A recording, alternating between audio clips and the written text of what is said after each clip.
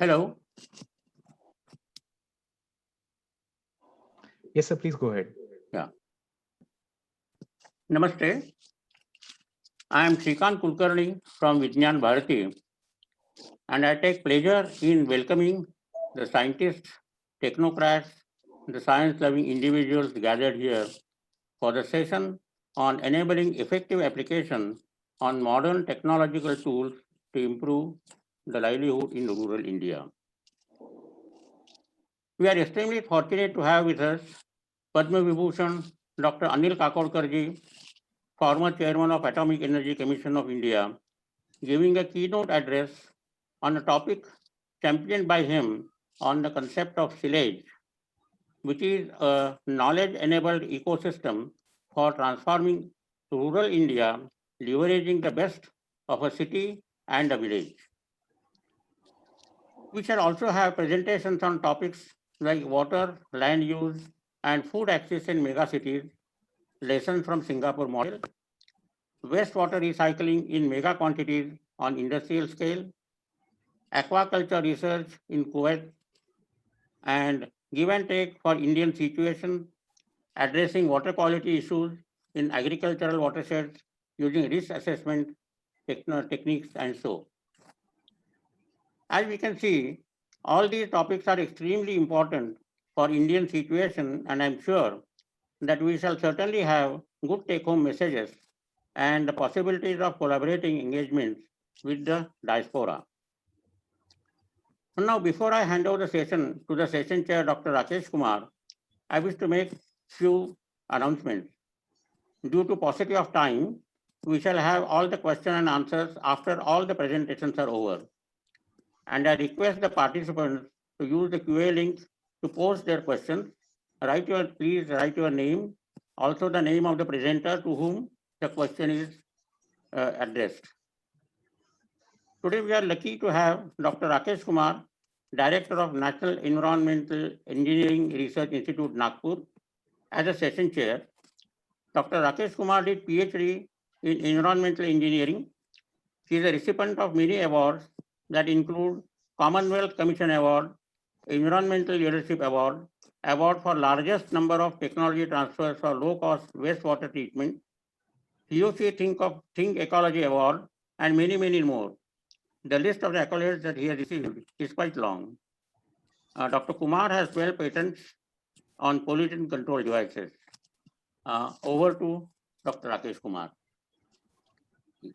Good evening and thank you, Shrikantji, and namaskar, Dr. Kakodkar. It's always a pleasure to see you, and we are all looking forward to your speech. I have been given this task of introducing you, which is one of the, I would say, the most privileged thing that I can do today. I would not go into details of how he started his journey, but from the point of becoming director of BARC in 1996, he became chairman of India Atomic Energy Program, who did phenomenal job of conceptualizing and building Dhruva, one of the largest research reactors. He was among the top key individual responsible for peaceful nuclear explosion experiment in 1974 and later for 1998. He pioneered indigenous development of PHWR reactor, design of HWR reactor. He has been felicitated for 3 Padma Awards. We couldn't have anyone better than him to be speaking today on a topic which is different than what he has been doing all his life. Today is going to speak on silage concept, and I'm very lucky to acknowledge here that with him I had traveled in one part of Vidarbha region where silage concepts are getting implemented, and this has been a brainchild of Dr. Kakodkar, who is not only inspiring individual, but he is an inspiring institution in himself. So Dr. Kakodkar, we look forward to your lecture today, and we are just holding our breath with your new concept that you are talking to all of us today. So Dr. Kakodkar now, please. Thank you. Namaskar. आपको मेरी आवाज आ रही है? जी हाँ, जी हाँ. Yes, yes. Okay. So first of all, let me express my gratitude to be a part of this session, an important session to look at what the global Indian scientists and technocrats can do for rural India. This GIST forum, I have been associated with it right since the time this began. And I think it's a very strong concept, and I'm very happy that uh, today we have this GIST session right in India International Science Festival in presence of a fairly large number of people, Indian diaspora from all over the world. What I'm going to talk to you, as was said, is about silage. Uh, Silage is a concept of an ecosystem.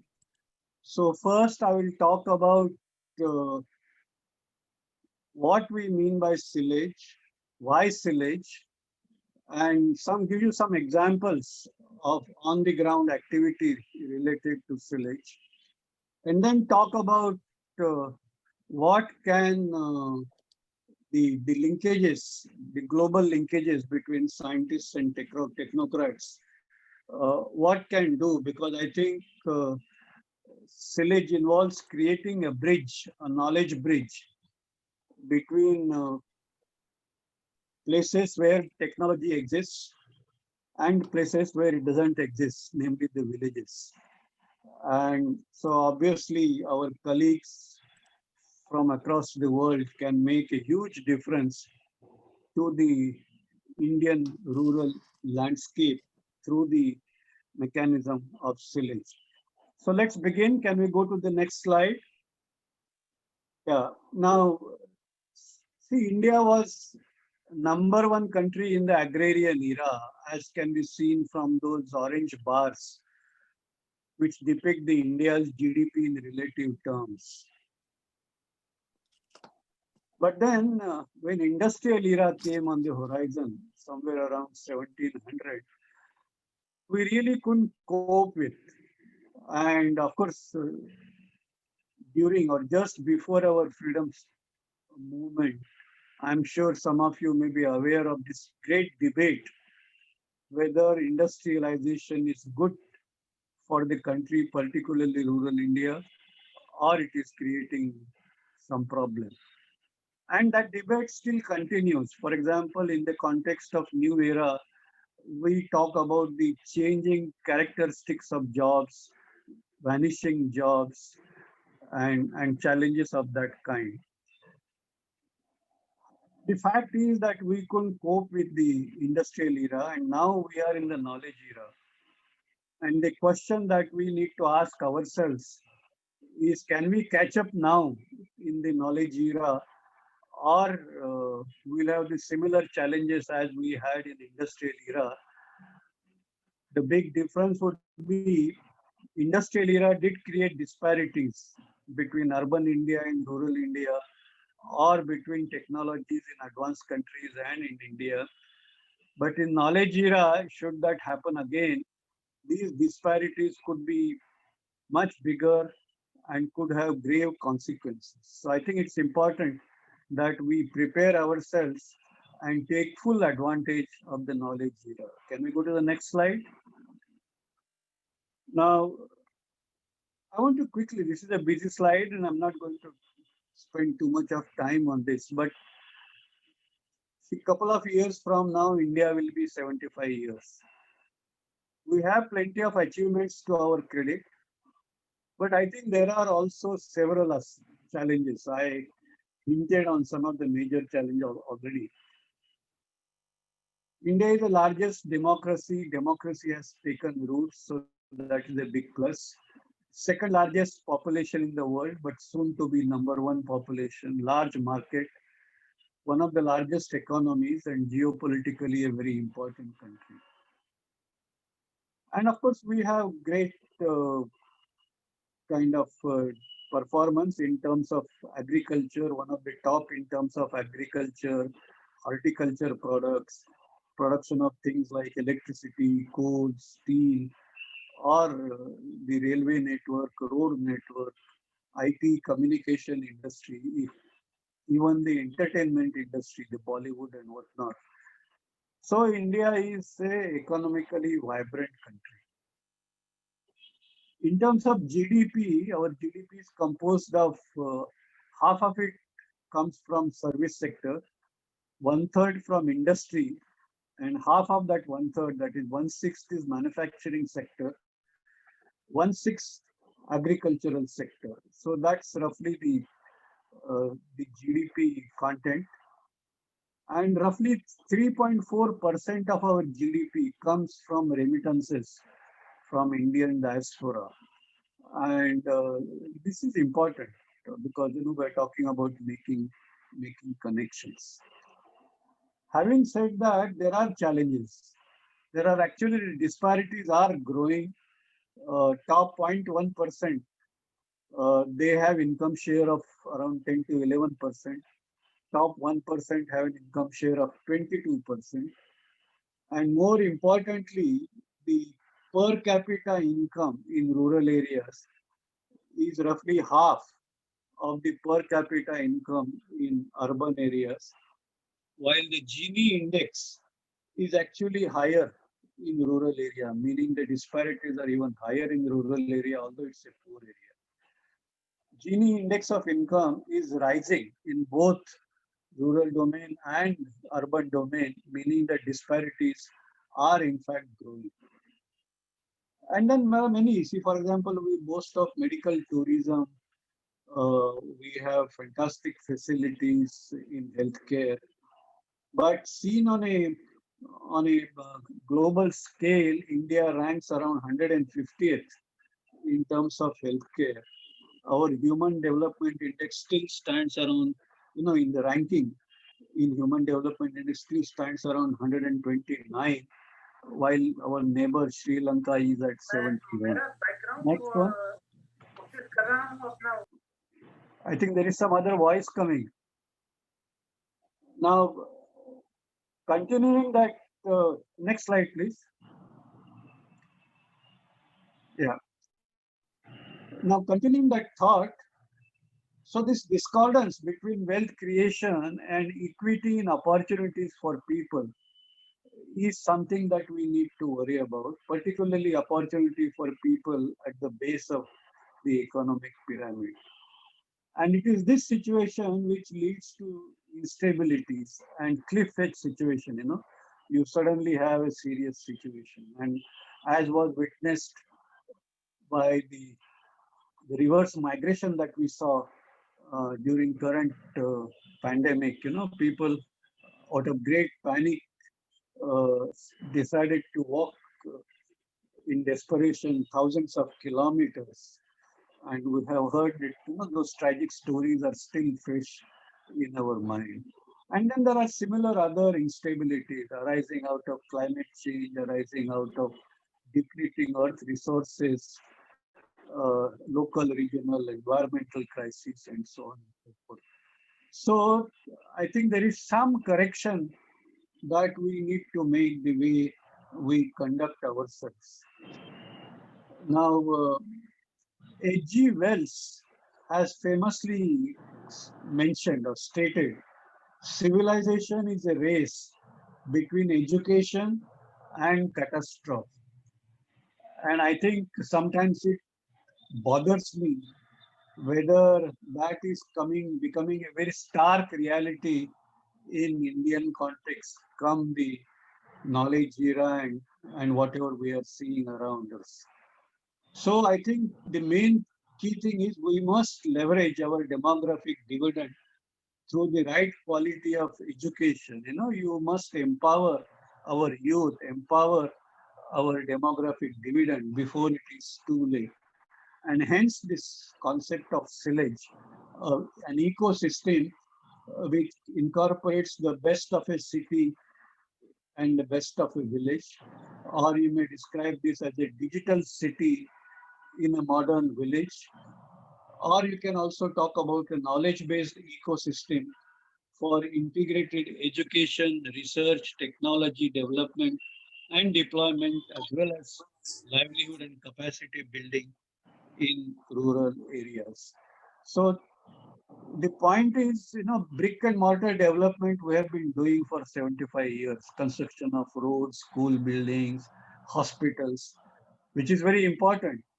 But unless we pay attention to human resource in a holistic way, education included, skilling included, even the richness of interpersonal relationship, all those things are very important. And unless we create that ecosystem, I think we will not be able to meet that challenge. And hence this concept of silage. Next one, please. Now, in that context, let us look at the rural domain. Rural domain, we say it is primarily agriculture, which it is. But the fact is that the number of households who can support their livelihood based on agriculture is only 30% of households in rural areas.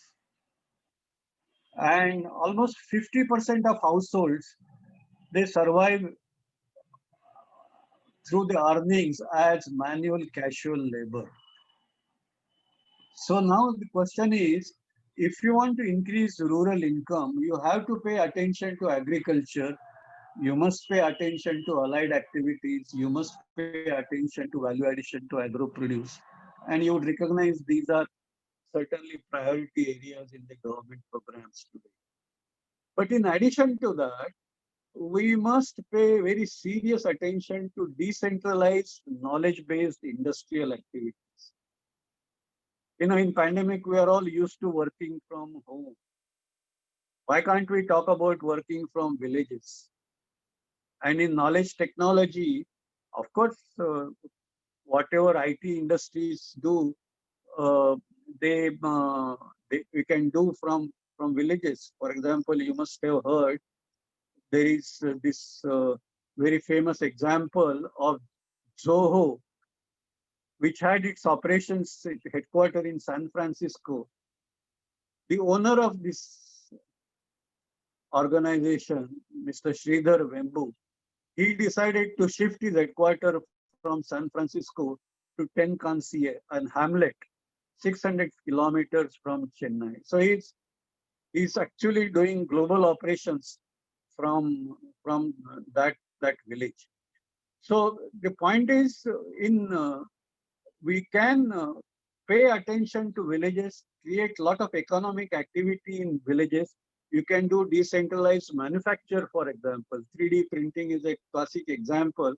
That does not have to be necessarily in cities.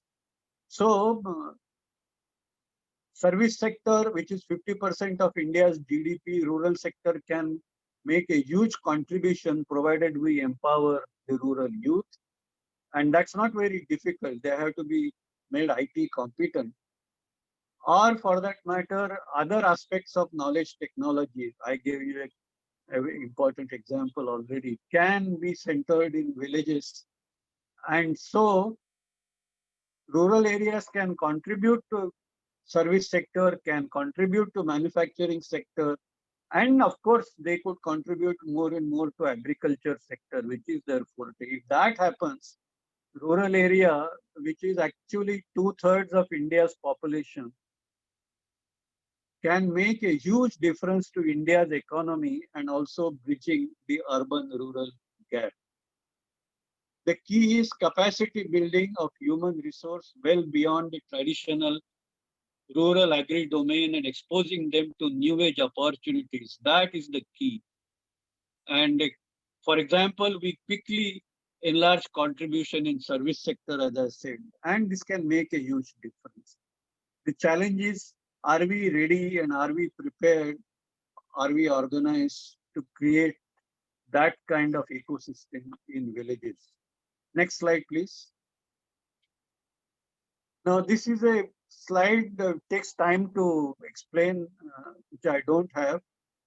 But the short point that I wish to make is society and economy, they are inseparable twins. Everybody has to earn a living.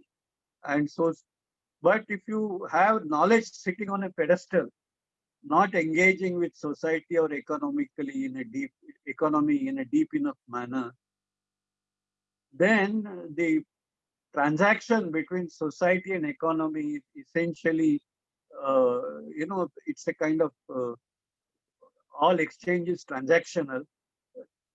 For example, the way it happens in a trade, commission agencies and things of that kind.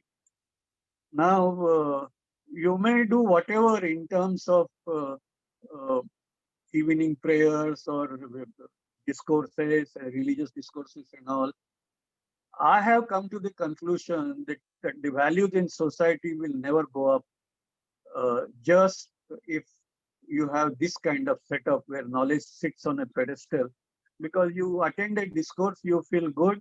Next day morning, you are back to business as usual. It is only when knowledge starts engaging in a very deep manner with society and economy, then the transactional mindset gives way to entrepreneurial mindset. And then you have creation of wealth, creation of values, creation of all the good things that you see created by human beings. And that is what makes a good society. And I think values in such a society will obviously, to my mind, be richer. Next slide, please. Now, we must recognize that we humans, although we are empowered with thinking, brain power, but we belong to the animal kingdom as far as the nature is concerned.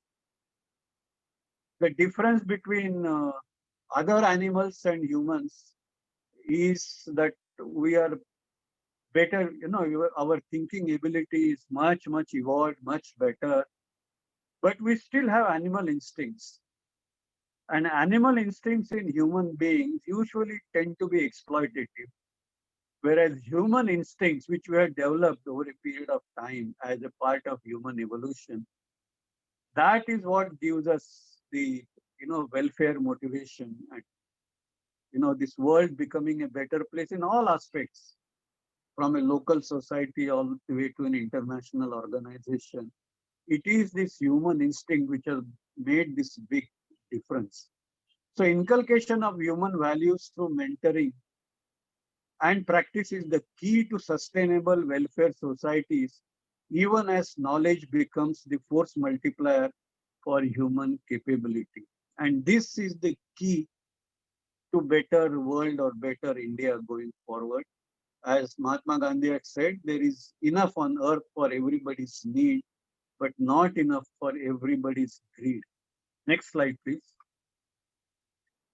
So in that context, when we talk about integrated rural development and corresponding ecosystem, we must recognize that knowledge era would equally favor rural as well as urban habitat, because it's, as I said earlier, promotes democratization and decentralization.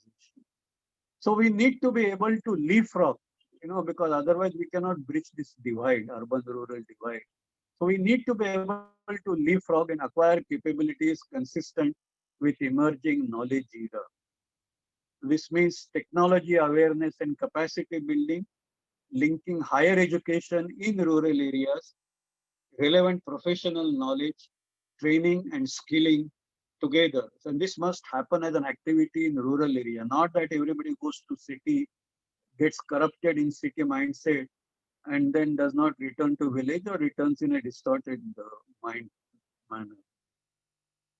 We must talk, we must link the knowledge and education that we acquire with development. Our feet must be firmly anchored to the ground. We must be able to see opportunities in rural development and so on and so forth, and promote. To be able to do that, we must promote a conducive innovation ecosystem. That's what silage is about. Next slide.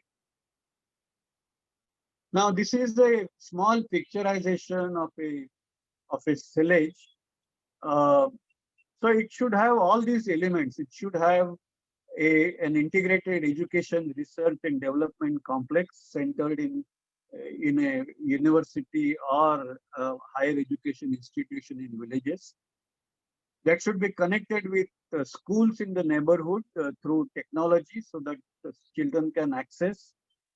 it should be connected with several demonstration centers of technology which can enhance livelihood of people. I call them Akruti, and actual activities to demonstrate on a sustainable basis with its own revenue models. And when you do all these things together and through a proper support of microfinance, particularly for the poor people, then is what I think you create an ecosystem which kind of is sustainable. Even the technologies that you may get it from wherever, and now we're talking in GIST, so you may get technology from our colleagues all across the world. But technology is, a static technology becomes obsolete. It has to be rejuvenated. So there must be local R&D to make sure that technology remains up to date and competitive. And that is what makes the silage a sustainable way of enhanced livelihood and bridge gaps. Next slide. I think we can skip this slide. So we began, we had done several experiments. First experiment was done in a place called Gopalpur near Pandharpur. And I don't have time to describe, but it has all those elements which I described. And it was also backed up by a major experiment done by BIOF. BIOF is a large NGO which has tremendous experience in rural and tribal development. So it has been done on the scale of a few thousand farmers and a few thousand households, and we wanted to test what is the impact, and of course the results have been very good. Next slide. I must inform that it is this silage which, when they saw the plight of the sugarcane harvesters, these are laborers, migrant laborers. They move along with the families, children. And there is a serious problem of safe drinking water because they have to drink water from nearby Nala or whatever water body that exists.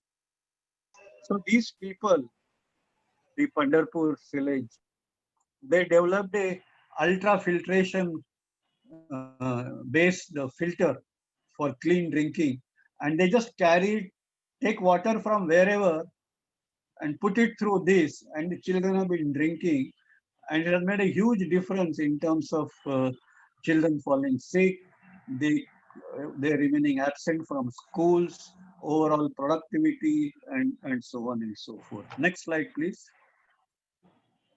A similar but somewhat larger experiment is currently on at Gadchiroli, which is a predominantly tribal area, as many of you would know. And this is now hosted at the university, Gondwana University, Gadchiroli. And I would request you to visit their website at strc Gondwana University, GUG. And they have, they are doing similar thing, but in the context of whatever is important in that tribal area, call it aquaculture, call it bamboo craft, call it non-timber forest produce. And they are also trying to influence the academic activities. So on one side, livelihood, other side, the academic activities. And also there is a huge outreach. That bus you see, it goes and takes part in the outreach activity. Next slide. And also a similar thing is happening at Nandurbar in North Maharashtra, where the knowledge institution is the Kaviyatri Bahinabai Chaudhary North Maharashtra University at Jalgaon. So next slide. Now this is about education, but you would see several activities, essentially technology activities which the villagers are practicing themselves. I'll encourage all of you, particularly colleagues from abroad, you may have even better technologies. Please make sure that they can be tested out, they can be tried out and rooted, and local people benefit from these technologies, both in terms of their livelihood as well as in terms of their education. Next one. Now, education, we have gone through pandemic. Many schools have not opened even now. We're talking about online education, but the stark reality is that majority of students in rural areas do not have smart telephone. Many places the connectivity is poor. So online education does not reach them. And it was in this context that uh, NKCL Knowledge Foundation, an organization with which I am connected, they created this television serial, Tilimili, and kind of, within their resources, we could have done more if there were resources, but within their resources, they covered the first semester syllabus of school education from standard first to standard eight.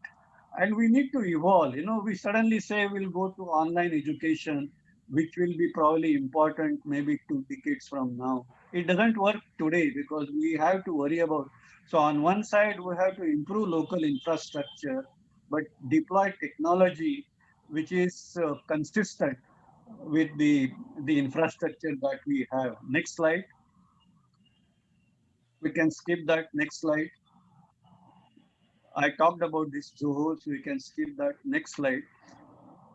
Now the point is, what I'm telling you is not new. Wherever these ecosystems existed, you may not have called it silage, but wherever these existed, things have happened.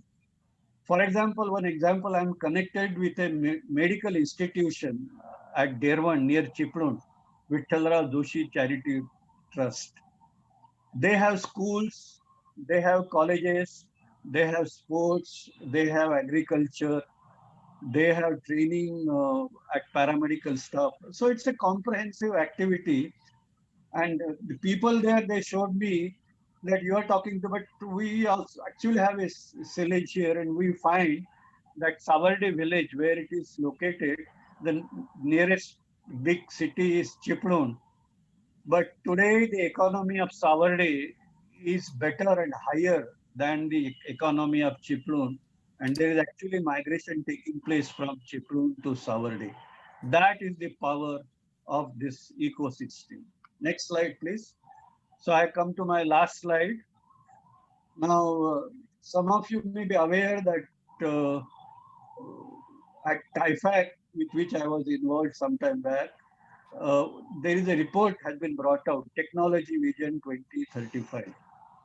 Now, as a part of this vision, one big realization was, we say Indians, or we say rural India, urban India. India is a very diverse country. It's a large country and a diverse country, and the needs of diverse people are different. You want to satisfy water needs of somebody in city and water needs of somebody in a village, or water needs of somebody in a remote area. I think the way to do that is different. And so, while we address leverage technologies to meet the needs of people, which are at both collective level as well as individual level, but we must bring in appropriate technologies, and we must work with villages. It's not that, well, I sit in Mumbai and send something to city and then expect that everything will work. It doesn't work. You have to be with them and sort of make them familiar, make them competent, and also create opportunities for them to even improve the technology further. And that is where you create that ecosystem, innovation ecosystem in rural areas. It has to be done differently than what we are used to as an innovation ecosystem in a city. So the short point I want to make is GIST can substantially contribute to the process of enriching the local ecosystem through knowledge and technology empowerment of rural India. One has to do that through the link with a university or a college to engage with local community, create self-sustaining technology demonstration centers there so that local people can benefit and uh, leverage that for their livelihood enhancement, and create backward and forward linkages so that they can benefit from this technology revolution. And if you do that, I see no reason why India cannot rise very fast. Thank you very much.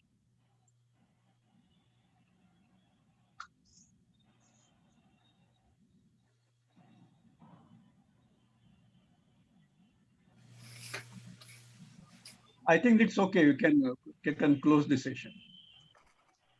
Thank you, Dr. Kakodkar. It was such a wonderful presentation. And this is a concept which all of us, whichever area that we are working in, we should be taking it together to take it forward.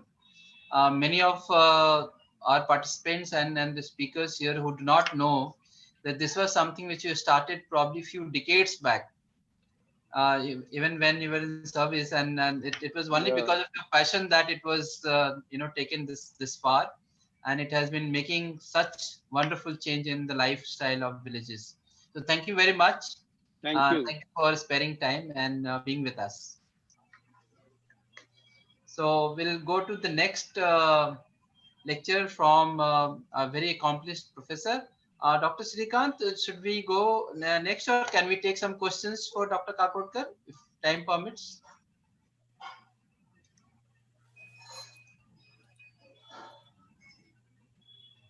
Are you there?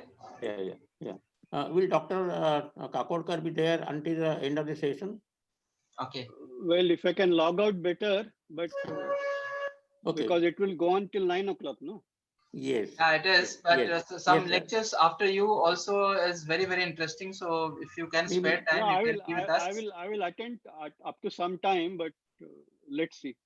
Right. No, but then Rakesh, I think we can take one or two questions if they have, and because then Dr. Kakodkar may be able to leave. Right. So if there is any questions for Dr. Kakodkar, please go ahead There and is ask. one question. Can we get this presentation on mail? Yes, we can. Yeah, you have the PPT, so you can Yeah. send it So to anybody you like. So with your permission, we can send it to the people who. Yes. Yeah. Surely. Okay. So there was another question from Rahul Balia. There is a plethora of technological innovation for rural area. However, issue remains at taking the innovation at grassroots level. So what are the effective steps necessary to take technological innovation for villages to villages, from one village to another? Well, that's the crux of the matter. That's the most important issue, because I know there are technologies and technologies, but I think we have to work with the people. And I'll give you example of the water filter, nanofiltration. The water filter based on nanofiltration technique was developed in Bharat long time back. And there are products available in urban markets.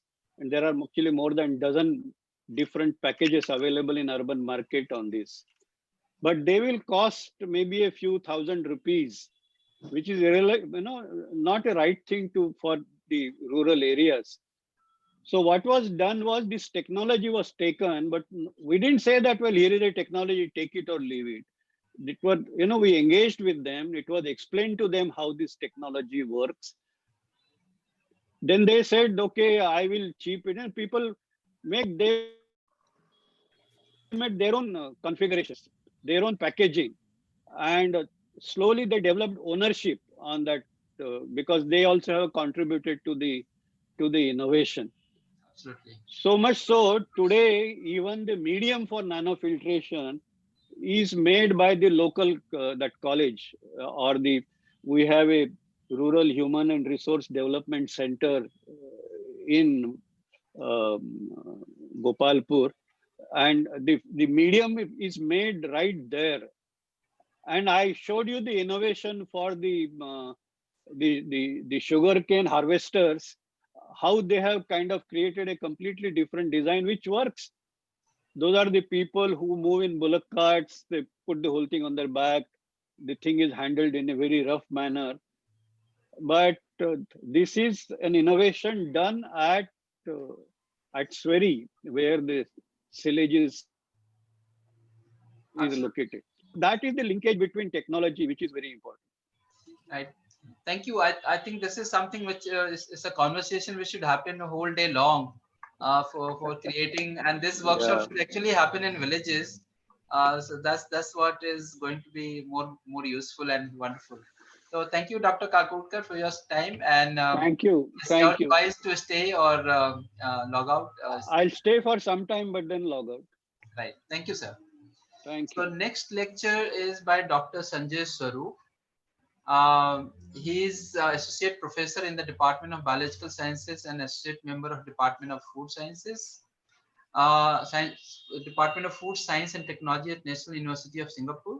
He is also deputy director of NUS Environmental Research Institute and deputy research director at Singapore Center for Environmental Life Science and Engineering and Nanyang Technological University, Singapore. He's a very accomplished person. He has been working in the field of environment and agriculture, and a lot of different tools, advanced tools that he has been using it in this domain. He has been solving a lot of environmental problems through solutions and using it for improving management, using sustainability as the main driver. Today is going to tell us more about water, land use, and food access in megacities. And he would try to use it and bring it from Singapore as a model. So Dr. Sanjay Swarup, your time starts now. And as Srikanji already said, we have to maintain the time so that other speakers also are able to speak. Please go ahead. So thank you, Dr. Rakesh Kumar, and thank you to the organizers for giving me this opportunity to share this platform with very distinguished people, and especially from Dr. Kakodkar. We just heard a very inspiring format that is very appropriate for the linkages between cities and villages, right? So what I'm doing when I heard the background of this forum, I thought I will share something that we had brought out in a science and policy paper as part of the journal Dialogue last year. And this had to do with the framework, and the framework could be for cities or urban areas or for villages where we are trying to bring some of these modern facilities and livelihood improvements. So if you will bear with me, I will just share what this nexus means and how can we align it for a purposeful deployment. When I say purposeful deployment, it goes back to something we just heard, that technologies are there. It's a matter of finding the right technology, but the start has to be from the vision. And in this case, what I'm talking about are the set of technologies and innovations that were developed to fit into the national vision. The national vision of Singapore for food and water is in a very unique situation, because unlike India, where we are endowed with a lot of natural resources to feed our people in the cities and the rural areas and in the urban areas, Singapore doesn't have that luxury. We have no mountains or perennial water streams.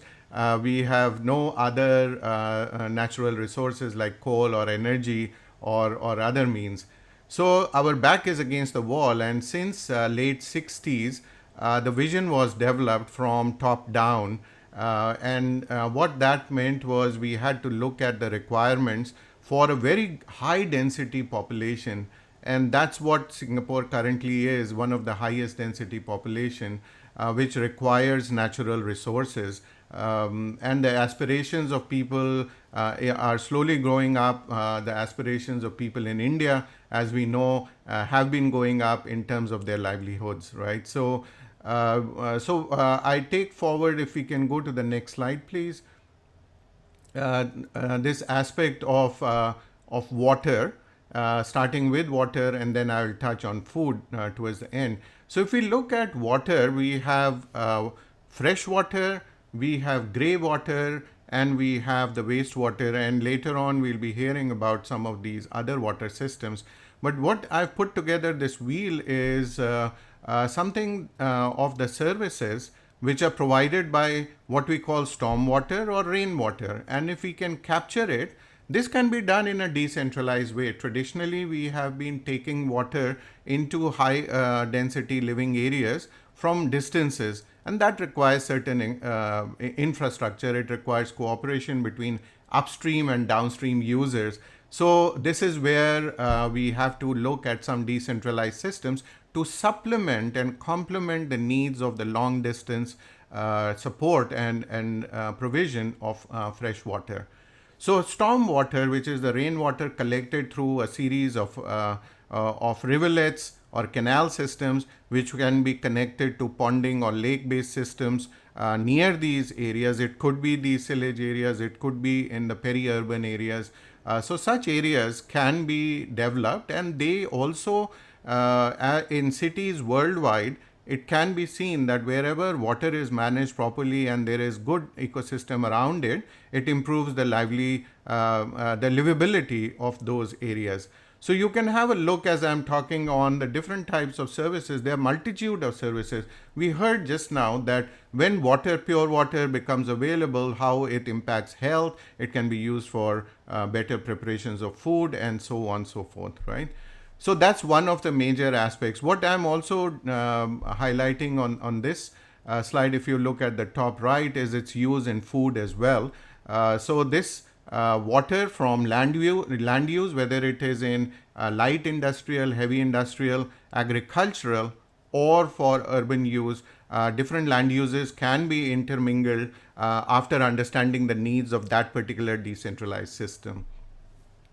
If we move on to the next slide, we will see that in Singapore model, we looked at multiple sources of water, and depending on the needs, and we heard also in Dr. Kokotkar's talk, that the needs will be different in different regions. So even from a main city to the peri-urban areas and to the villages, as we go from one place to another, these needs have to be identified. A lot of this knowledge has to be collected. Some geospatial work can be done, and from there we can identify what are the water needs and the new catchment areas that can be added. Currently, you'll be surprised, 2/3 of the city of Singapore is its catchment. Despite a very highly urbanized environment, despite a lot of concrete development, we are capturing almost 2 drops out of every 3 drops that fall. And so the vision is by another 10-15 years, we should be capturing 9 out of 10 drops of water that fall on the surface of Singapore. The surface is very small, so the goal for us is to capture as much water as we can. And so you will see on the left side the 4 taps, the 4 sources from where we get this. Now what you see on the right side, the network that you have is a blue network, a green network, and there is also a parallel orange network. So what are these networks? I mentioned for storm water, these freshwater canals from the places depending on catchments and the elevation models. Geospatially, we can collect those. Those maps are already available in India, very high density maps. So we can know that these stormwater canals, in what way they can be functioning. And next to those are the green networks. And those green networks have 2 aspects. One is, of course, the plants at a certain density, and the density is very important for cleaning the environment. And these can be economically driven choices of plants. So they have other services for food that or other parts of economics that can be developed through these through these plants. And the second aspect is that these can be, if they have the capacity to clean up the water system, as we are doing in Singapore, as we are collecting water in a very energy sensitive manner, low energy footprint manner, we can actually be cleaning the water before it reaches its destination. So the energy footprint can be reduced. The vitality is, as this water becomes cleaner, we can then engage with this human interaction with the water, and that improves the livability. Then living in the rural areas or peri-urban areas will become a lot more attractive. In the next slide. Here, I won't go into all the details.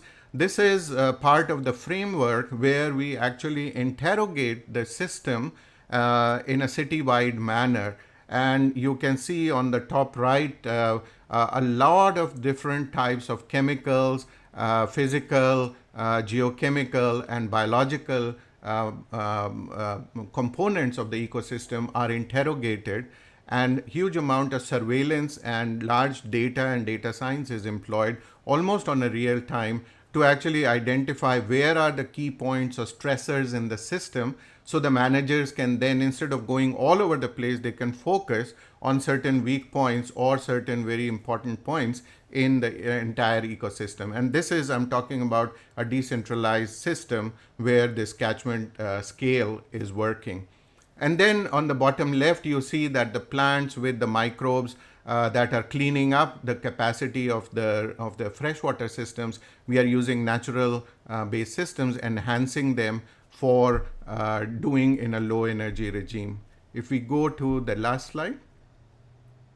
So here I bring up the land use, the energy and the food requirement for these growing intensive areas. Even in the silage concept, you can see that if the rural villages are beginning to attract now some of these other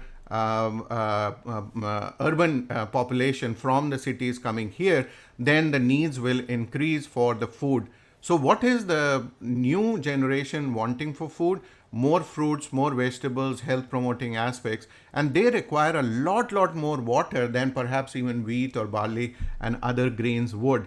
So we have to be very prudent on the type of technologies for agriculture that we need to have, and a clean water system, because population will be living very close with where the agriculture will be going. If we move agricultural products from a distance, the energy expenditure, the cold chain for perishables will be very large. Therefore, we have to think about these combined and holistic way. I hope I've been able to summarize this concept, how we are bringing technologies together to identify the places where innovation will be very suitable, in a way reverse integrating the vision for that locality's development, in this case taking cues from Singapore, but this is a generic approach on how we are taking retrospectively fitting the technologies to the need. And that's what hopefully we can take the dialogue further as we discuss forward. So I end here and I pass it back to the organizers. Thank you for your attention. Thank you. Thank you very much. First, I should actually thank you for keeping the time, which was very essential for the work that we are doing today. I'm sorry for keeping the speakers on this tight schedule. We have a small, very quick question. Someone has asked Dr. Balu, can you please elaborate on the way Singapore plans to capture 9 drops out of 10? I think you said 2 out of 3 or something like that. So it means the same thing. So 2 out of 3 is current and 9 out of 10 is in another 10 years. And the plan is that even as we capture water on the rooftops, on the roads or paved surfaces, they are going to be collected through in-stream cleanup technology. So a lot of innovation is now gearing up towards that. How can we do in situ, porous pavements, and there are lots of other technologies that are being used. The second way is Singapore is becoming, instead of a garden city, it is becoming a city in a forest.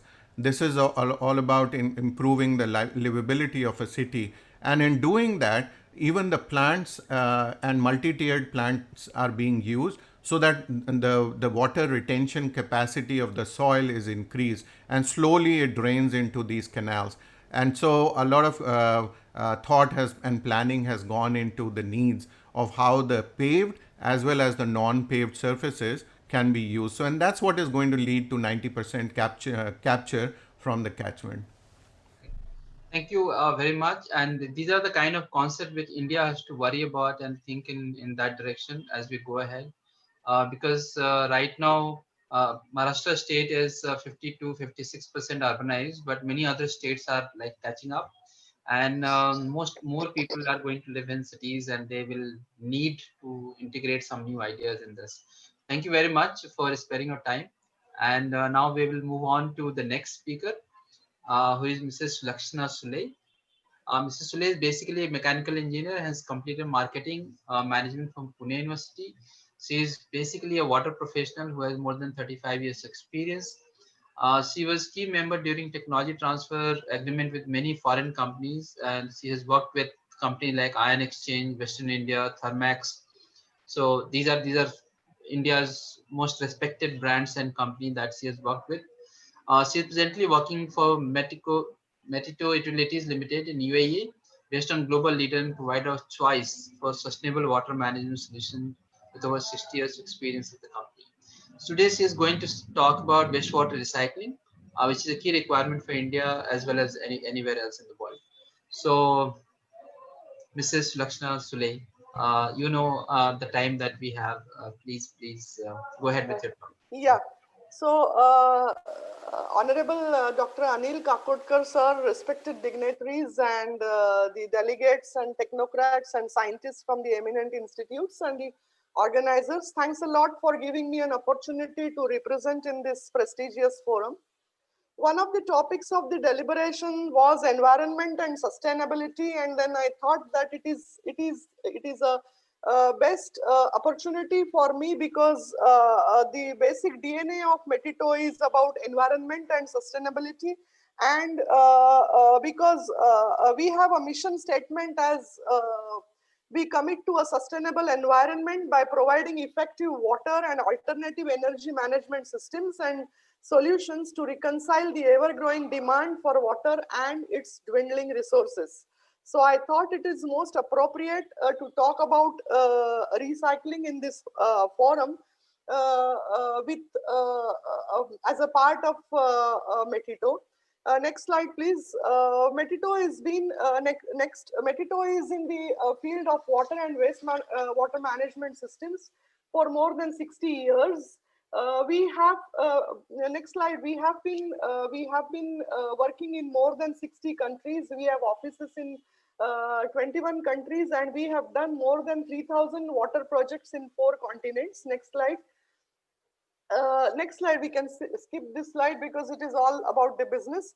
Next slide. Metito's milestones are, it was a Lebanese company in 1958. And next slide, slowly we developed our base, and now we have a headquarter in UAE. We are into water and waste management systems. We are now a Mitsubishi company because almost 37% of the shares we have are from Mitsubishi Corporation and from Mitsubishi Heavy Industries next. So we are into water, wastewater management next, solar power plants, and we have worked in Middle East in almost every single country, Eastern Europe next, and Africa and Asia. Basically, we have 2 arms like Metito Overseas Limited as an APC arm next, and Metito Utilities Limited next as a concession arm. Now, I will just run through all these photographs because these are some of the large desalination. You can run through these photographs just for the sake of understanding as to what we are doing in water and waste water management. You can hold on this slide. See, this is one of the plants. If you see, the plant has been, it's an extremely large plant, but it is built in UAE, and the plant was entirely put it on a ship. It has gone into Trinidad and Tobago Island, which is a very remote island. And on that island, it was just plug and play arrangement. I mean, like a mixer which we bring from the shop, and then we just put it on and then start using it. This is the way this plant was put it on the ship, and then it was just lifted from the ship, and we started getting the demineralized water out of it. So this is what is the next slide. Next photographs you can just skip through. So these are some of the photographs of water, wastewater, and recycle plants.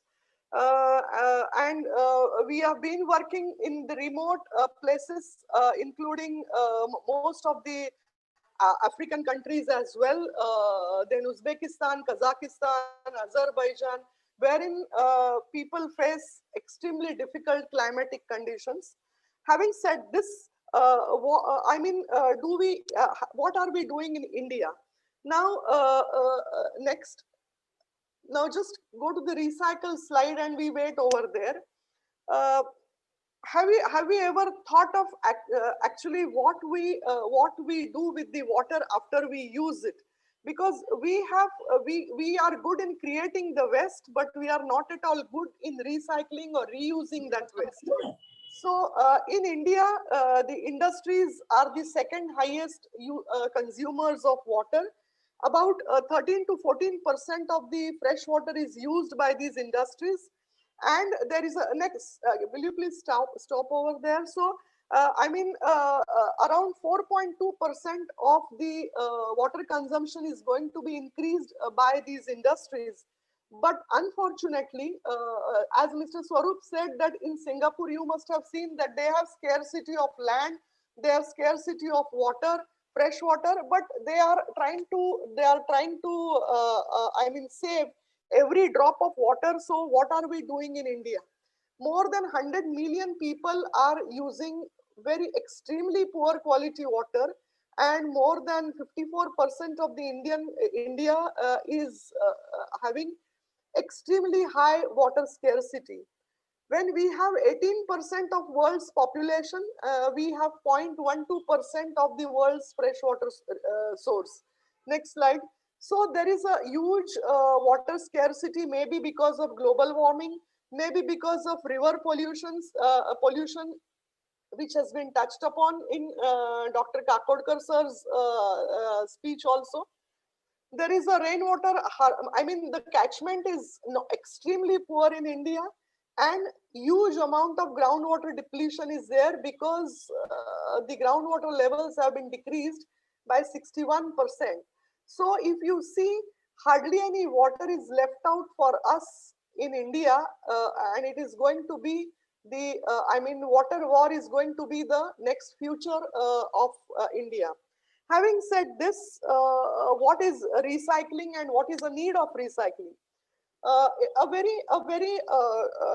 In a common man's perspective, recycling is the process of converting the wastewater into the water that can be reused for the beneficial purposes such as agriculture or irrigation or groundwater replenishment or environmental restoration.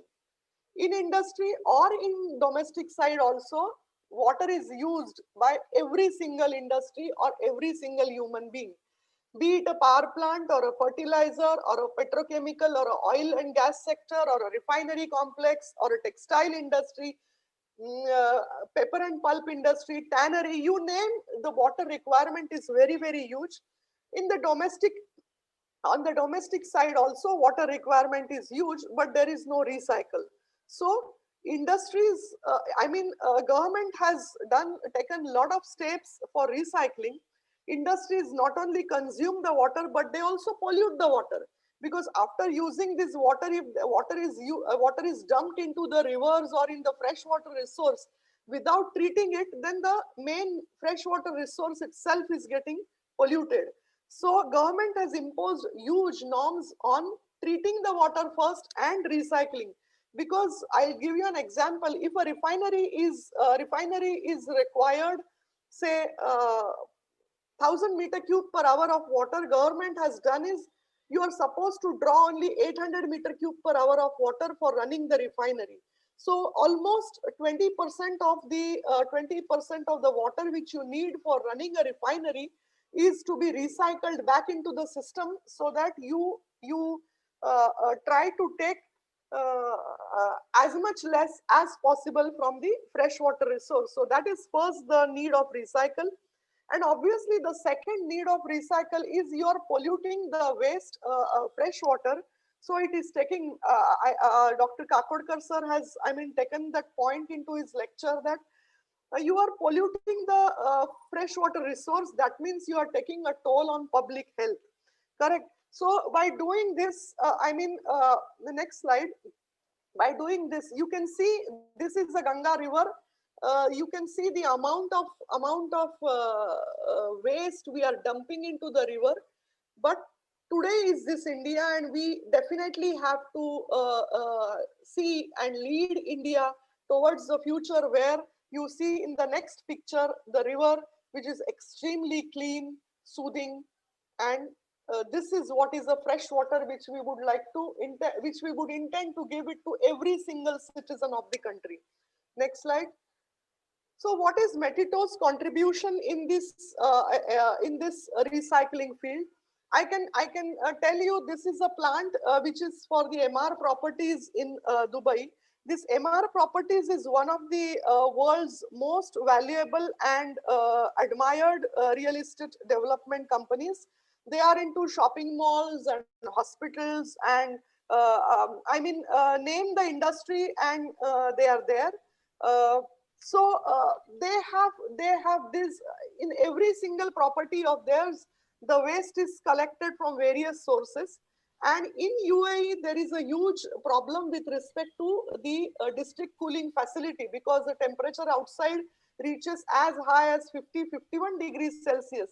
So what we have done is we have collected the treated sewage, and we have then further treated that treated sewage through a ultrafiltration and a reverse osmosis system, so that the recycled water is fed back into the system, and whatever the property was drawing water, or whatever the property was needing the desalinated water to feed to the property, the main treatment itself is reduced. So how does it help the environment with respect to recycling of this water? It helps because you need to have a desalinated water plant capacity of smaller capacity, so the carbon footprint area is reduced considerably. So this is definitely a contribution to the environment, and turning the waste to wealth by recycling the wastewater and reusing it efficiently, and it is readily, because for treatment of desalinated water, if you see dollar per meter cube rate, it is extremely huge, because you have to first have a huge cost of pumping when you are pumping it from the sea, treating it and then using it. So we are avoiding all this, and hence that is what is the use of recycle. Now, next slide. I'll give you a second example. This is in Dubai Park. In this package, water from 5 streams, that is again a treated sewage effluent water from Dubai municipality. Dubai Park's treated sewage from their STP, the cooling tower blowdowns, their spent backwash waters from the carbon filtration systems, their UF backwash waste, etc., etc., all is collected into this UF feed tank, and the water is passed through the ultrafiltration and two-stage reverse osmosis, so that Dubai Park is getting the recycled water, which is much more better than a desalinated water as well, and hence they are in a position to use this water for landscaping. They are in a position to use this water for their lagoons. So the solution offers a more economically viable alternative for water provision as compared to using the other water resources for the makeup water to this park. So the utilization of environmentally friendly and energy saving technology is used. So you save on power, you save on land, you save on water consumption, you save on the treatment cost of the water. So this is what is the recycle use. Now, having said all this, how do we make use of all this in India? So we have now started that activity in India as well. I'll tell you, with the current COVID situation, definitely Indian government has enormous amount of issues with respect to the fiscal deficit, if you say, or with respect to feeding to the population because of the unemployment. But there is definitely, because of the coronavirus, there is definitely a spark fears of heightened water stress in India, owing to increased use of increased use of water during widespread sanitization and disinfection drives. So what government is saying is, we are not going to put any restriction on the water industries in terms of putting up the infrastructure project of water and giving the benefits to water industries. They are also saying that we need to they are developing a strategy to attract the foreign direct investments industries, particularly the foreign firms wanting to invest in India. So on various fronts, central government and state government is putting up the fact that uh, they would like to give clean drinking water to 1 lakh villages. Millions and millions of people are using water and wastewater facilities which are not so good. So they are saying that we will put it. Now, how some of the things is like they are trying to, first thing what they are trying to do is to clean up the rivers. Now there is a Ganga action plan which is coming up in a big way. Yamuna action plan, which was actually, it started in 1993 with government of India and government of Japan, but it didn't move to a considerable pace. But now after this COVID, there is a declaration from central government that these projects are now going to move at a very fast pace. There is Lakshna ji, we would request to please wrap up. yeah. So what I'm saying is, recycling is going to be the future of water industry. We are going to participate as an organization in sewage treatment and sewage recycling plants. So as an organization and on an individual scale also, we need to understand that water recycling is the future. Water recycling is going to be the requirement and the mandatory thing of every single individual, and that too in India. So the way Singapore says that let us save 9 drops out of 10. I mean, we have plenty of drops, but every drop makes a difference to that ocean. So every activity towards recycling by every single industry is going to make a difference to this country. So thank you very much for giving me the time. Thanks a lot. Thank you, Lakshna ji. We have a couple of questions for you. We'll take it very quickly.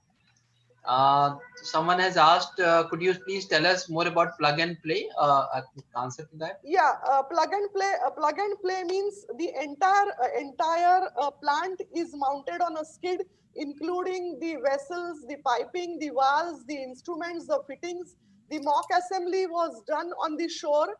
The plant then is, you won't believe, but multi-storied such plants are put it on the huge ship.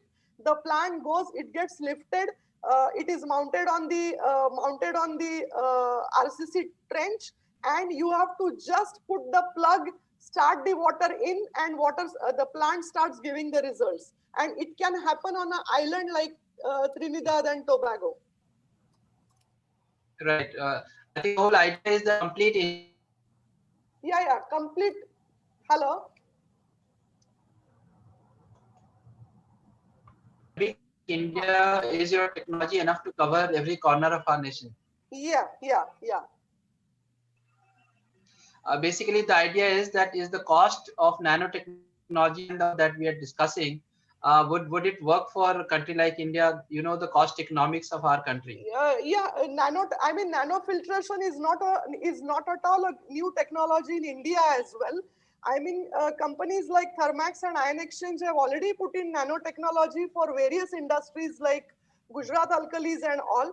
See, nanotechnology, nanofiltration technology will remove only those ions from water which are going to be, which are not required. I mean, so it is not, companies like Dow have nanofiltration membranes and they have come up in a big way. It is only thing is where to use it, how to use it is the technology. So that is what is required. Absolutely. Yeah. Thank you. So thank you for a very insightful presentation. This is one domain of implementation of recycling in industries. Is a different cost economics, and then recycling in domestic sector in India is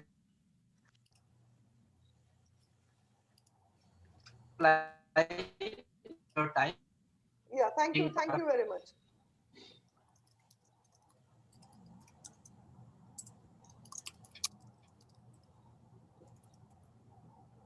Dr. Rakesh Kumar, your voice is not coming properly.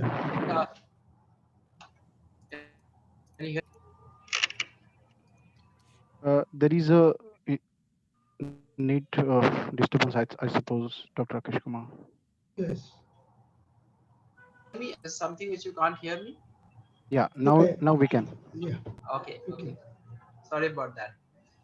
So the next speaker is Dr. Azad, who's is from Bangalore, and he did his PhD way back in 1997.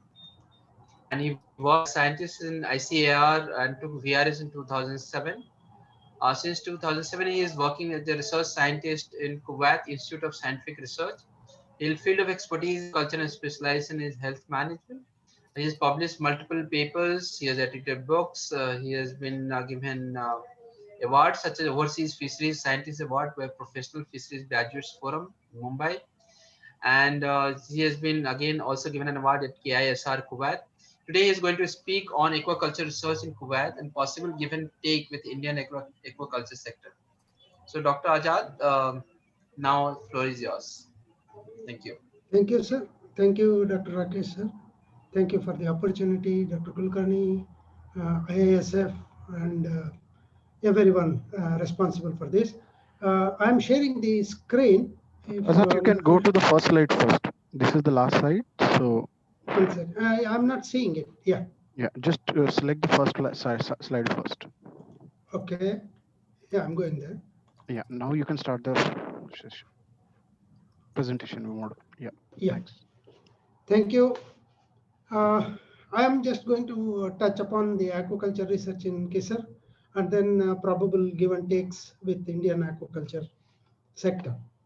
The Kuwait Institute for Scientific Research, it was established long back, and it had a mariculture and fisheries department seeing the importance of the fisheries and mariculture in Kuwait. So it was established, and the mariculture and fisheries department was established in Salmiya campus of Kuwait Institute. I represent Environment and Life Sciences Research Center. This ELSRC research center, there are many research centers like petroleum, building, all those things.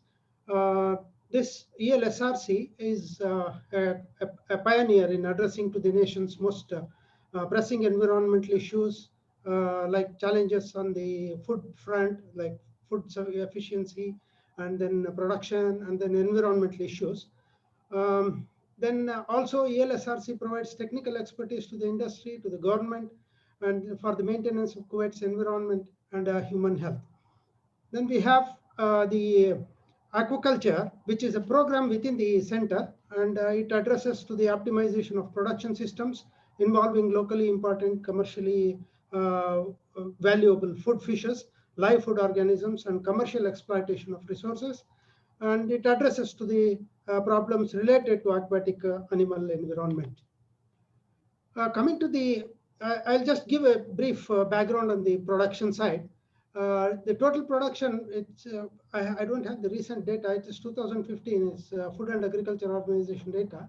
It says about 4,500 tons, whereas aquaculture produce is only 250, which is hardly 5%. Whereas if you compare it with India, Indian production is 13.3 million metric tons, and the aquaculture production is 7, which is more than 50%. And that is how the importance of aquaculture is felt in Kuwait. There was a period where aquaculture contributed considerably till 2005, but because of so many factors, including the post-war situation and all, some of the companies which were doing mariculture, you can see the green this one on mariculture, marine side. And right now the brackish water or freshwater aquaculture is mostly on the tilapia side, tilapia production. You can see roughly the production and then the demand aspects of Kuwait. You can see it is more than 70% is being imported, the food. Currently about 20% is available for the local consumption from the production side, and it is expected to contemplated to give more than about 50% of the demand through aquaculture. And food, the Public Authority for Agriculture and Fish Resources, PAF is called, is the one which is monitoring all these things. Kuwait Institute is it's basically a research institute which is catering to the needs of the administrative institute like the PAFR I said. We are having 4 major species: the groupers, the breams, the silver pomfret, which is it's a trademark for Kuwait. Kuwaitis, they like very much this particular fish. It's very costly here because of the low production and both landing and all those things. And we are working on this in aquaculture aspects. And there is a tiger shrimp, green tiger shrimp, which is Pinus semisulcatus. We have the silver pomfret, then yellow bream, silver bream or yellowfin bream. Technology has been developed for, and then some aspects ongoing research is going on. Then we have hybrid production for the yellowfin and bluefin breams. Then we have grouper. In this, we have a technology developed for seed production and on growing to the table scale. Then we have tilapia production in the brackish water areas where agriculture is also being done. And we have the semisulcatus or the green prawn. Silver pomfret is one of the important research areas for Kuwait. And you can see here some of the data on the production of sea cages, which I showed you during pre-2005 era. There were a lot of sea cages. They used to produce a lot of sea bream, which is sobaiti. Then there is tilapia aquaculture also. They did something in the pens and sea cages also. So these are all the areas where we have some technology for seed production, which is, in fact, we are producing seed for the neighboring countries also. And this is a very important area where KISAR has done headway in the research. The silver pomfret or the Zubaydi, it is locally called. We are the first institute to produce captive bred silver pomfret, and also the first one to produce the young ones from the wild brooders. And because of the paucity of brooders in the wild stock, and there is a very low population of Zubaydi in the wild stock, so it is going down. So this is probably one of the areas where we can cooperate and collaborate with India for doing further research and further production related research in silver pomfret. The achievements I have told you already. These are all the major achievements of this one, like bluefin and yellowfin bream commercial production. Hatchery procedures for yellowfin bream and grouper have been established. Indoor production of algae, and then for commercial establishments also, like we have denaliella production for beta carotene because of the high saline waters in Kuwait. Then we have good quality Zubaydi eggs production throughout the year by photoperiod and photothermal manipulations that is being standardized. And the last one is the silver pomfret research, which has been, the larval rearing has been standardized, and we are working on the captive brood stock and its seed production. And these are all the areas where it can collaborate with Indian counterparts. Sea bream, KISAR has optimized production of the packages for the sea bream. Grouper, standardized seed production. Silver pomfret, wild brood based seed production has been standardized. Indian white shrimp, where we can have the production technology from India. Asian sea bass, India is having a good production technology package. Probably we will be benefiting with that. Mud crab is another area where India can cooperate with the Kuwait Institute. Commercial applications like seaweed production, beta carotene, like I said about the denaliella production in the high saline areas. Probably Kuwait is at advantage because of the high saline areas, high saline seas here, which are about 40 to 45 ppt, whereas Indian seas are about 35 ppt. Denaliella is very good in high saline areas. And these are the areas where KISAR can have give and take sources for the sea bream and grouper. KISAR can be a very good source. Production package and training of transfer technologies, and then wild seed production for the Zubaydi or the silver pomfret. Then wild brood, probably India can exchange with the Kuwait brood stock so that we can have a good genetic mix-up, and we could have a higher hybrid vigor or vigor in the next population. Then Indian white shrimp, the technology can be borrowed from India, and we can have a collaboration in that. Asian sea bass, we have just started some of the Asian sea bass brought from India, and we are producing them here, and we are yet to go in for seed production. Mud crab and the commercial technology applications, transfer of technology is one of the areas where we can collaborate with Indian counterparts. Now, with all this, we had certain, the collaborative dialogues with Indian counterparts. We had the first delegation of Indian scientists led by Dr. P.S. Rao from NIO, visiting way back in 2014. But I'm not that much, very much encouraged with the attitude or the way Indian counterparts are progressing. Except for NIO, we didn't had much of the feedback from the Indian counterparts, especially ICAR. We had returned to the ICAR for collaboration, especially in the aquaculture aspects, but they did not revert back to us, and so probably we will be looking forward to much active cooperation from the Indian counterparts.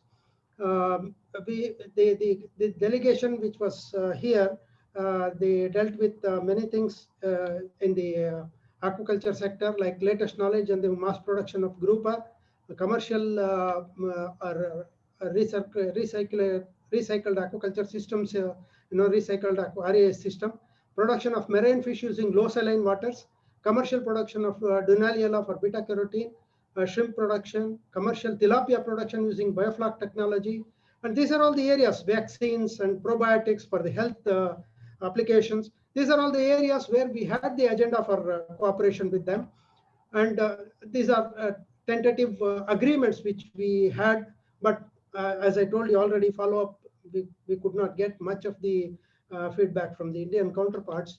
We are hopeful through this diaspora and through the dynamic leadership in India, there we could be able to come forward with more meaningful cooperation. And we had something on the oceanography. Fortunately, NIO is having some kind of collaboration with us, and even CSIR is having some kind of collaboration. So we are looking forward to this type of collaboration in aquaculture sector also. So India, Kuwait share ocean resources, similar organisms, species are almost similar, and technology and expertise in the respective areas, we can benefit each other. Then food security and nutritional security can be effectively addressed through research and then production cooperation. And aquatic commercial applications, like I told you, on the seaweeds, nutraceuticals, then beta carotenes, and all those things, these can be done and explored jointly. So I thank the Government of India, India International IISF, Shrikant Kulkarniji, Dr. Rakesh sir, and everyone. Thank you. I thank Kisar also for the approval. Thank you.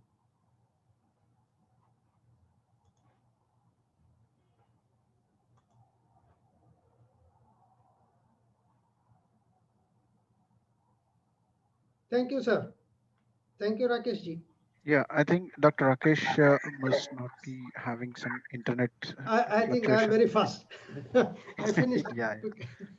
Dr. Rakesh?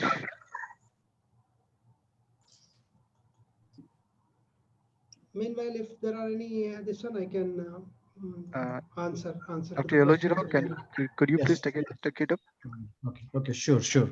I think, thank you very much, Dr. Azad ji. And thank you, sir. Thank you. We'll go to the next presentation by Dr. Piyush, and we will take the questions after this talk.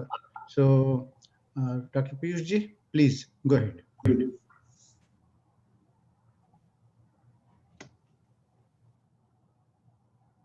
Okay, first of all, my humble regards and namaste to Dr. Kakudkar ji, Shrikant ji, Rakesh Kumar ji, and all distinguished participants in this wonderful session. I want to thank GIST organizers for giving me this opportunity to share my knowledge.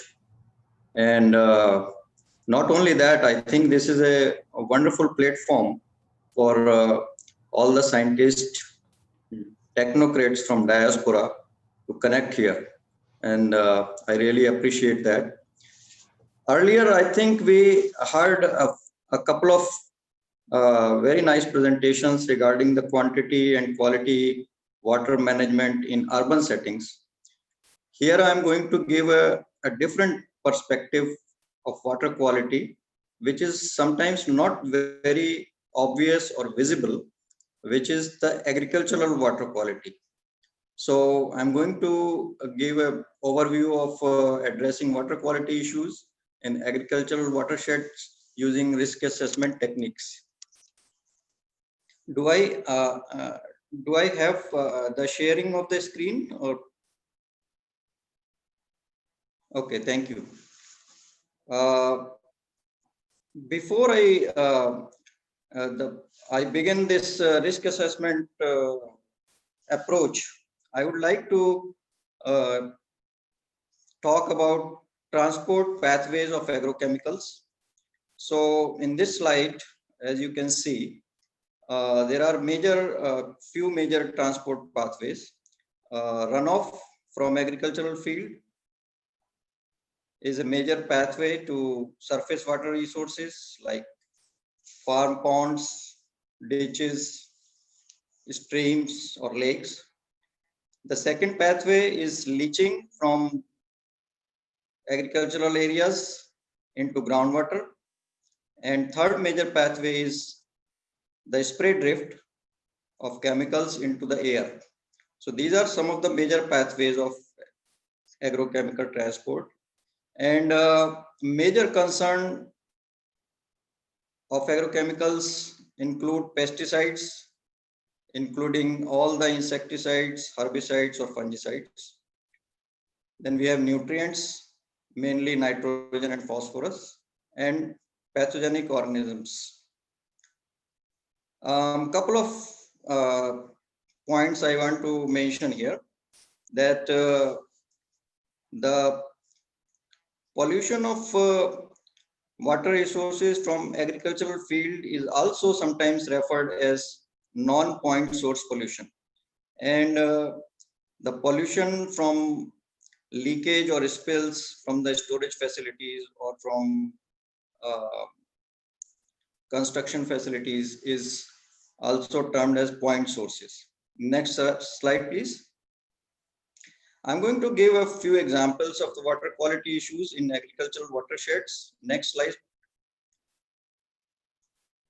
Okay, so this one is a study from Hergert, Smika and Watts and other studies. They highlighted the issue of irrigated agriculture, how it is contributing to water quality problems in the United States.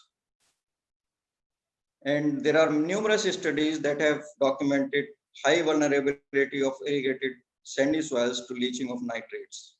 Next slide, please. Here is another one.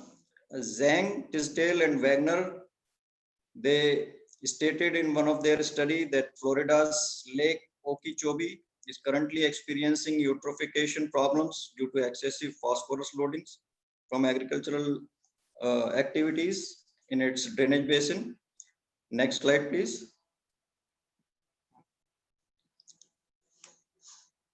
US Environmental Protection Agency, which is the regulatory agency for the environmental, all environmental related activities, including the registration of agrochemicals. They submitted a report to US Congress in 1986 about the status of the water quality of the water resources in the nation. And they reported that most of the water resources problems were due to non-point source pollution from agricultural fields. Next slide, please. Here is a finding of a study conducted by Iowa State University and US Department of Agriculture. It was a joint study, and they found that in the subsurface drainage water, the leaching of atrazine, which is a herbicide, and nitrates, it was a quite common incident in this study, and it was affecting the overall quality of the stream and lake waters in that area. Next slide, please.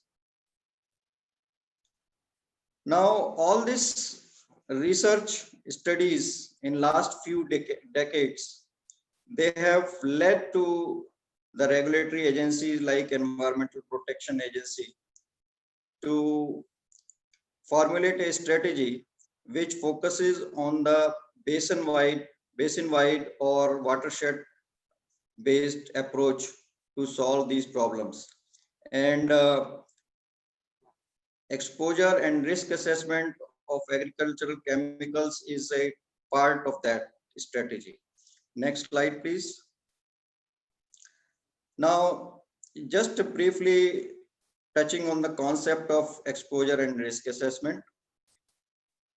Basically, there are three main factors in the risk assessment procedure. There is a probability of exposure or likelihood of exposure, exposure intensity, and the inherent toxicity of the substance. So the overlapping of these three will create the probability of an adverse effect. For example, if we don't have any exposure, then likelihood of an adverse effect is not there. In the same way, if there is exposure of a particular substance, but the substance is non-toxic, does not have any hazardous properties, then again, we don't have any adverse effects. While doing the exposure and risk assessment, we also have to consider whether we are looking at acute or chronic effects, and in terms of ecological or human health issues. So these are some of the questions that are being asked when we are doing the risk assessment of agrochemicals. Next slide, please. Now, why do we need risk assessment? That is the question that many of you must be wondering. Now, risk assessment can be viewed as basically a decision-making tool that regulatory agencies and other stakeholders like manufacturers, applicators, research scientists, they can use as a tool to identify existing problems and to predict potential risk of their actions.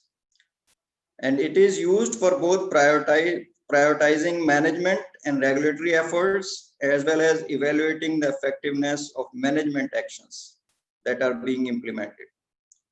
The risk assessment approach also allows us a comparative assessment or screening of agrochemicals based on the chemical properties. And it encompasses a systems-based approach representing complex soil, water, plant, and chemical processes in the watershed. Next slide, please. Now, here is a conceptual diagram of a risk assessment process. I will only give a brief description of this. Basically, there are two components in risk assessment process of agrochemicals. There is a exposure assessment component and there is an effects assessment component. And I will talk more about this in the next slide, which is an example slide. So here is an example of a herbicide and how the different steps are being implemented in the risk assessment of this herbicide. So in the exposure assessment, before we begin the exposure assessment, we have to collect the chemical properties data, which is generated in the labs, and also the application data, the use pattern, how much it is used in the agricultural settings, what time it is used, on what crops it is used, and so on. And kinetic modeling is also an important factor here. We have to also consider the degradation products or metabolites of a particular substance and how they are being transported in the agricultural systems and what rate they are formed, what is the peak time they are formed. Exposure modeling gives us the estimated concentration in different environmental compartments like surface water, groundwater, air, soil, and these are shown as PEC, predicted environmental concentrations. So if I am concerned about the water quality issues in a surface water, let's say in a farm pond, then I can use exposure assessment using all this information and predict environmental concentration in that pond for that given chemical on a short-term or long-term basis. So this assessment is done, usually it is done for a multiple year basis so that we can study the long-term effects.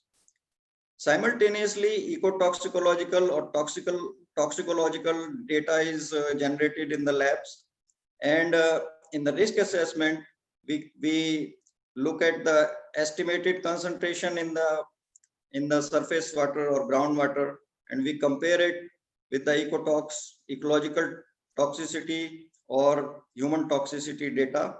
And the basic main objective is to have the concentrations in the environment well below the observed effect level in the toxicity data, indicated by the toxicity data.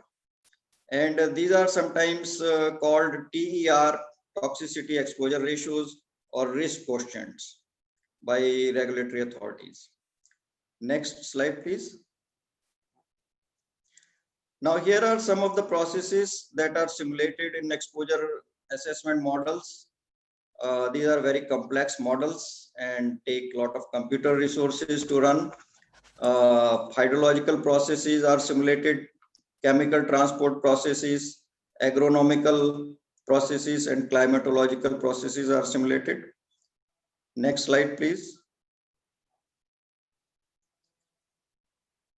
Now, as I said earlier, the main objective is to have the risk quotients or toxicity exposure ratios in such a way that our exposure concentration is well below than the observed effects level in the toxicity data.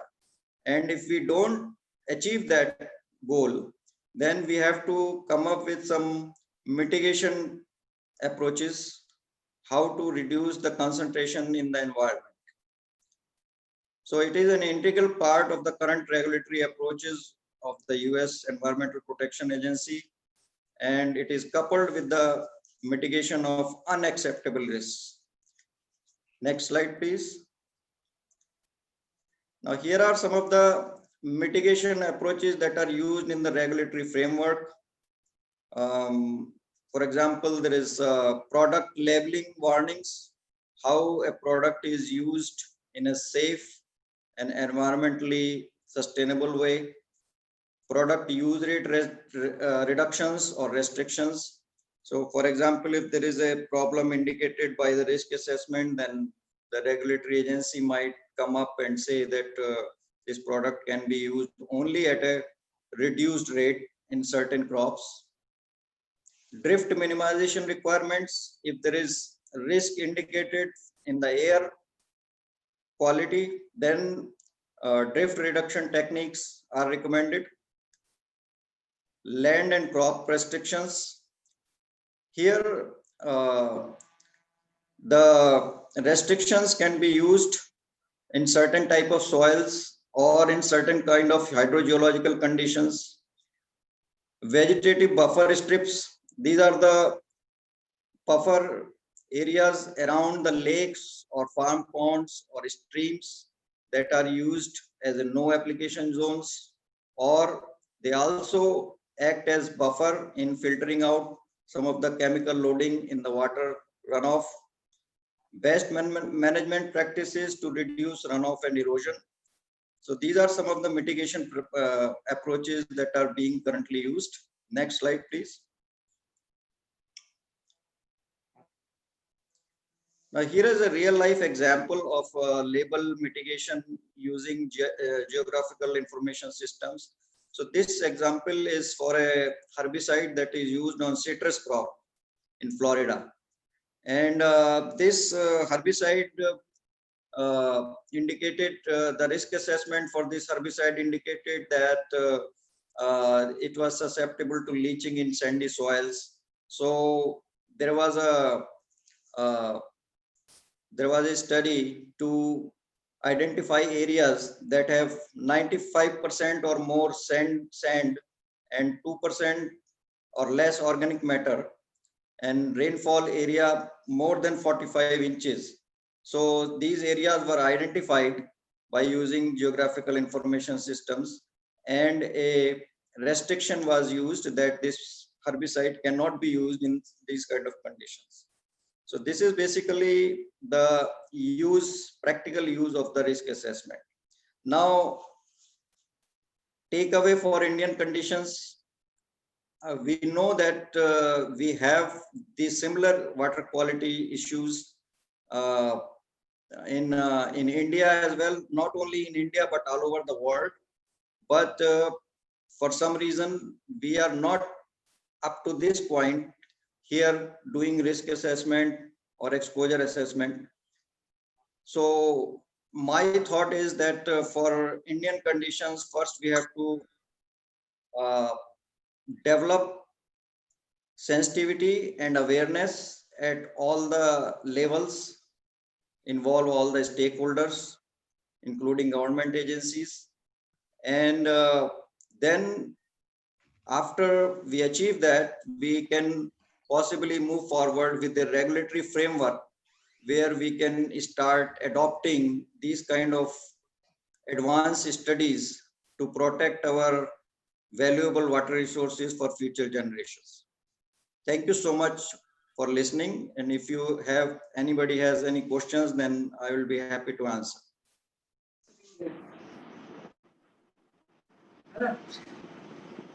Thank you, Dr. Saab. We can take questions.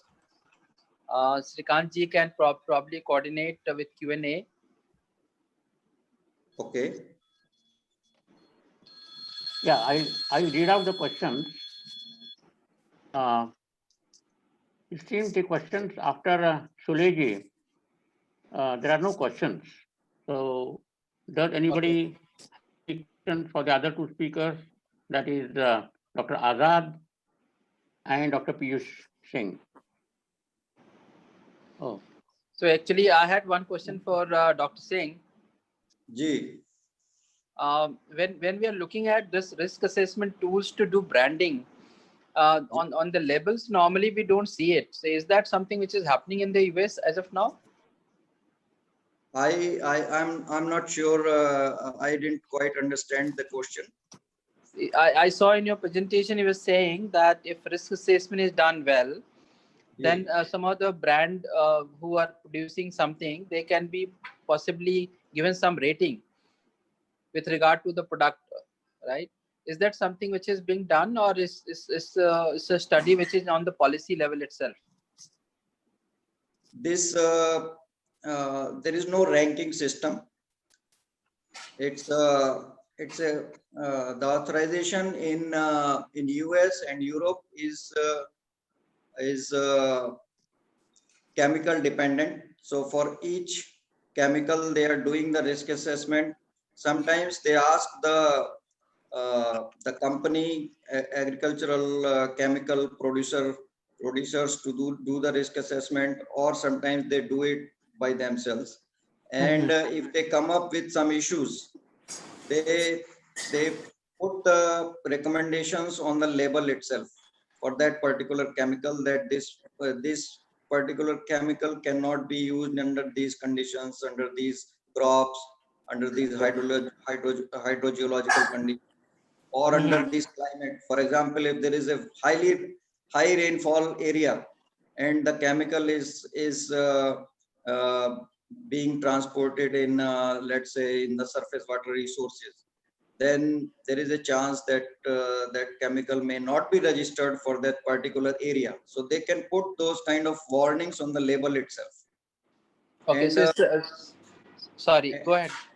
And farmers, so this is the difference between Indian farmers and US farmers or European farmers, that they follow the label warnings very strictly and in a very disciplined way.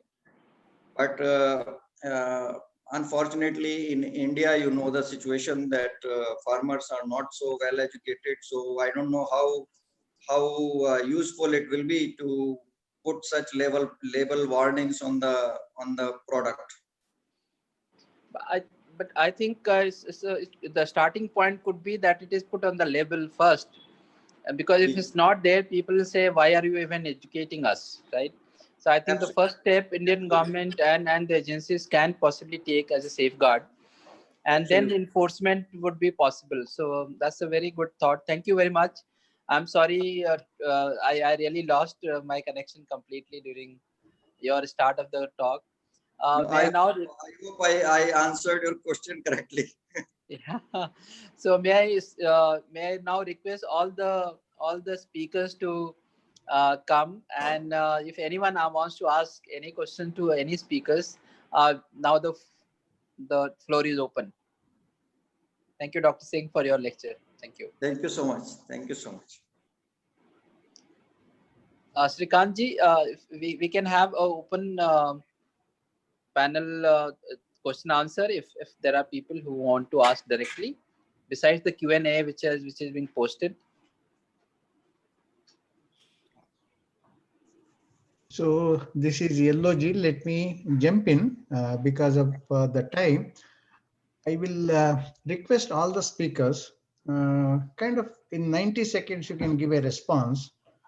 And the question is, how would you like to take these programs forward in India if any partner is available? You can just comment and you can take about 90 seconds. We can start in the same order. We can start with Dr. Sanjay Swarup and then Sulakshana ji and then Azad and then Piyush ji. Please, Sanjay ji.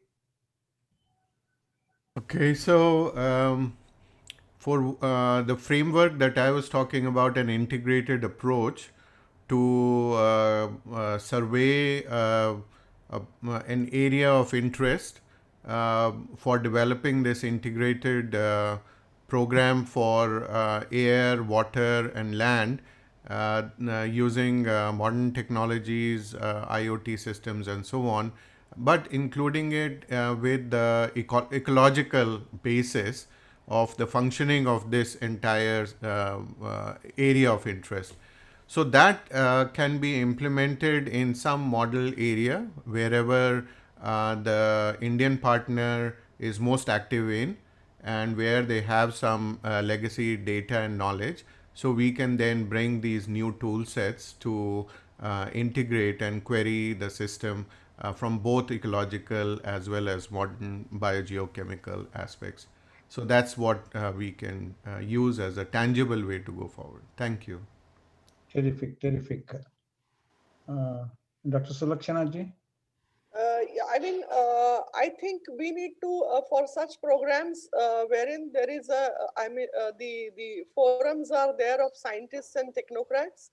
The industry, every industry has the corporate social responsibilities and they have the CSR desks. So we need to integrate such forums with the industry so that the industry knows that whatever technology and innovation they are doing can be spread through and can be reached out to every single individual or even to the rural areas of India through such forums. So we have to involve more and more industries and their representation in such forums, so that the more strata and of the society is getting educated as to what is happening with respect to technology. Terrific, terrific, wonderful. Dr. Azad ji? Thank you, Dr. Eloji, sir. In my presentation, I showed 2014, there was a delegation from India for cooperation between KISAR and India. Except for National Institute of Oceanography, ICR did not respond to KISAR's, the collaborative work. So probably this is the forum through which we can just press upon and ask the concerned people to make these things more proactive rather than just in a visit and see the things, and that will not work. That is where, I think we have to go, more proactive way. Wonderful. Dr. Piyush Singh. Regarding the partnership, I think, like I said earlier, we have to start with a very basic level, creating sensitivity and awareness for agricultural water quality issues. And I don't know if who will lead that effort in India. I mean, there is Central Insecticide Board, there is NGT, there are agricultural universities, there are Krishi Vikas Kendra, so many stakeholders. So when you talk about partnership, I think all these stakeholders have to become partner in this water quality area in the rural settings, because this is a huge issue. You can imagine that if it is such an important issue in US, and India is agriculture based economy. It's moving more towards the service economy, but still it's a huge part of the economy, agriculture. And this when I see in Indian settings, I don't see much effort being put in this direction. So first of all, I'm wondering who the partner will be and how we will do the knowledge sharing and technology transfer in the form of this risk assessment process. Okay. Yeah, we will for sure figure out who could be the partners and who should be the partners. Right. In order to help that, to all the speakers, my request is to your session chair and the coordinator who has contacted you, you can respond in a Word document in terms of your vision in terms of taking this forward. With that, I will get it back to our session chair, Dr. Rakesh ji.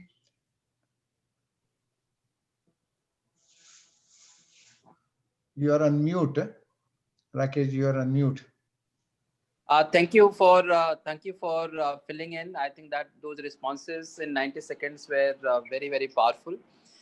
There are some more questions which have come in Q&A, but primarily I would because of the lack of time, I would say that if each of the speakers, they have already spelled out what more can be done, and some of the institutions like NIO, which is within CSR, regarding fisheries related issues, NERI, which is into water and related issues, we will separately write to the speakers who have spoken, and we can actually set up some pilot plants as well.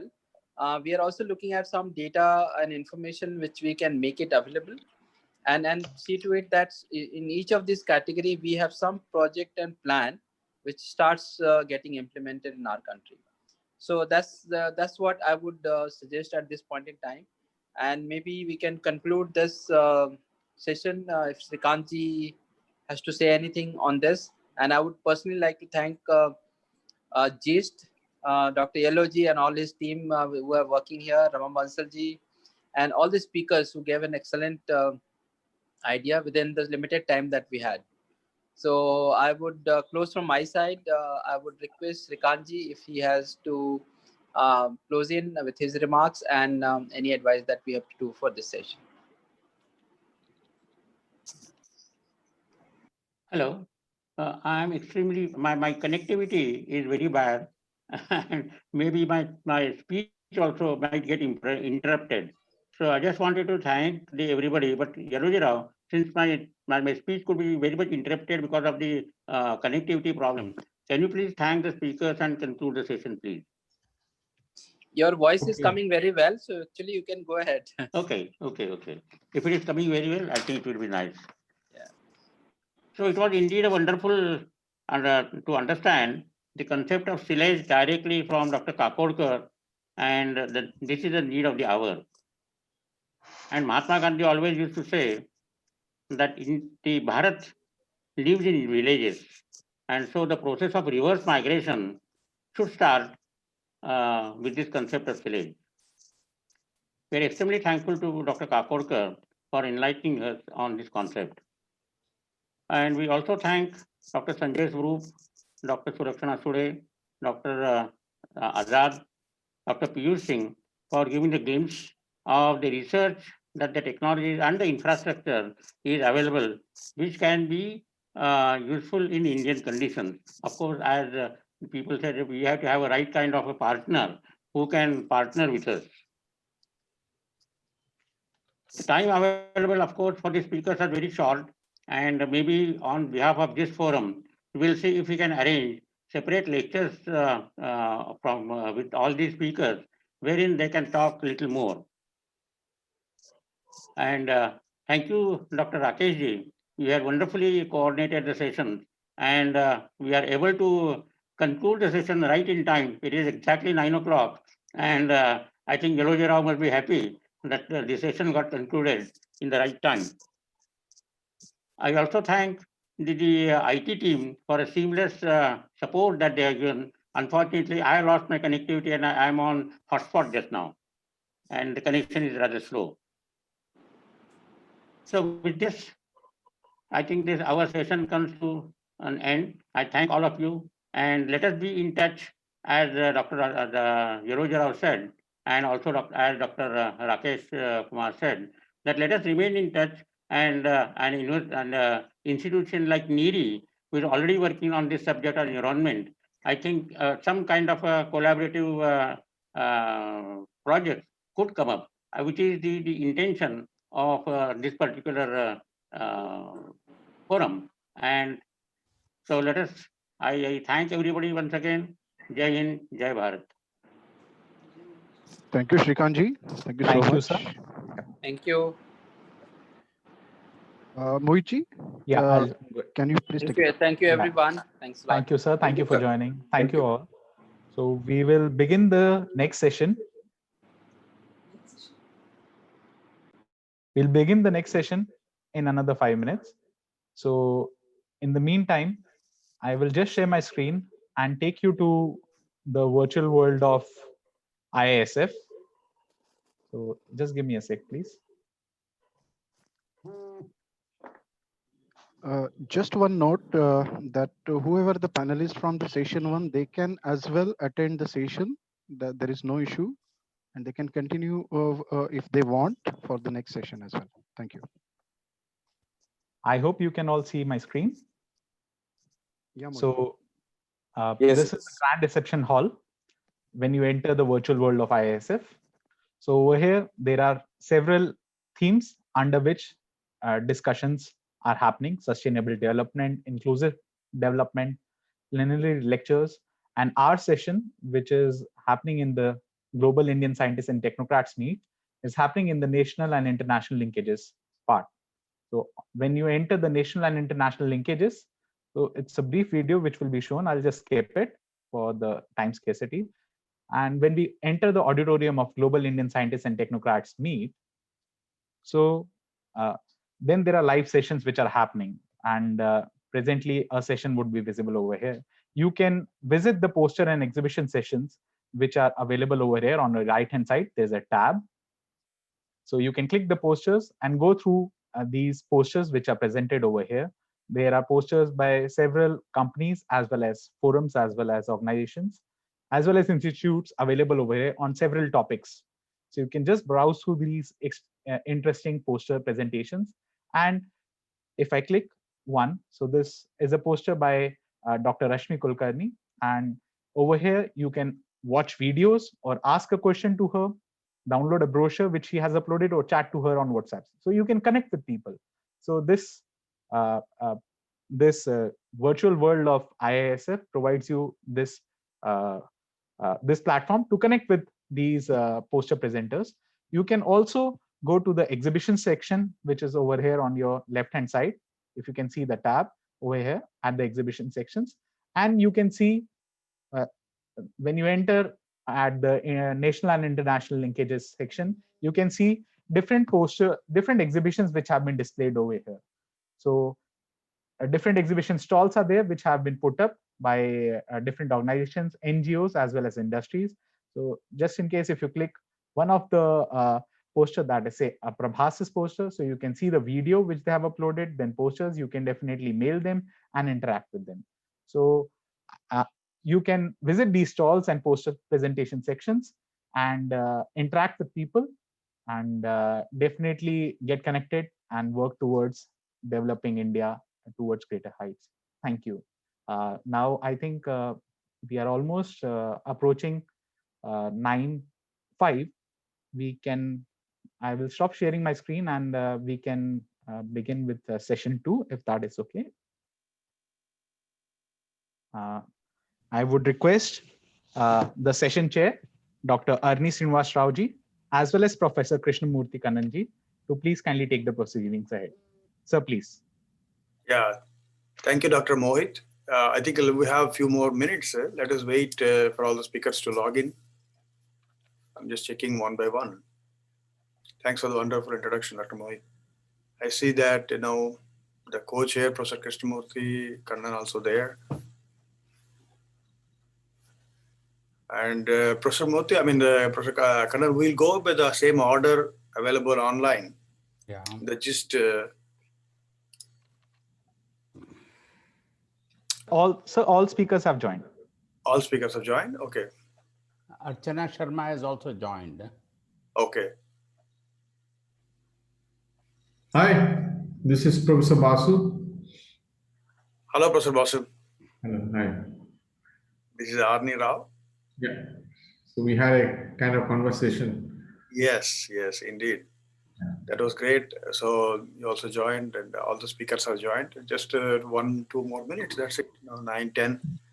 Sure. Just remind me, please, what's the order sorry, in which you're speaking? The speaker's order will be, I'll just show the speaker's order. Yeah. I'll share the screen. Sure, yeah. The gist speakers. Dr. Arni, Dr. Abhay Joshi has some issue with his video sharing. Abhay Joshi, can you please start my video? Okay, you can't start your video. It says that you cannot start your video because the host has stopped it. Okay. Just give us a minute. Sure. Yeah, we have time. We have 3 minutes time to start. Not a problem. Yeah, thank you. So meanwhile, I'll show the order of the speakers.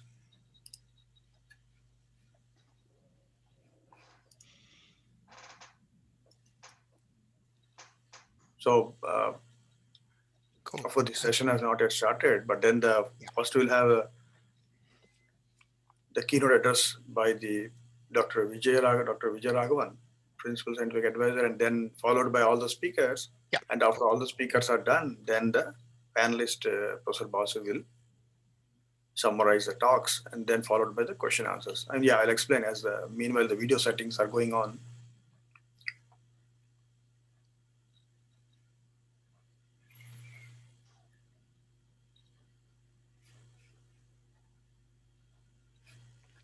Dr. Abhay Joshi?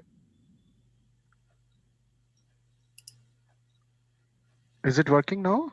Yeah, I can see you. You are on mute, Abhay Joshi. Just a small request. Sorry about this, but I'm being shown as doctor. I'm just Mr. Abhay Joshi. If you can make that change, that will be great. Thanks.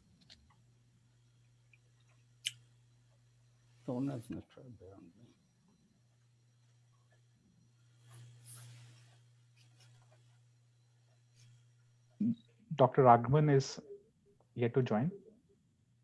Yeah, that's what I've seen that, he's not.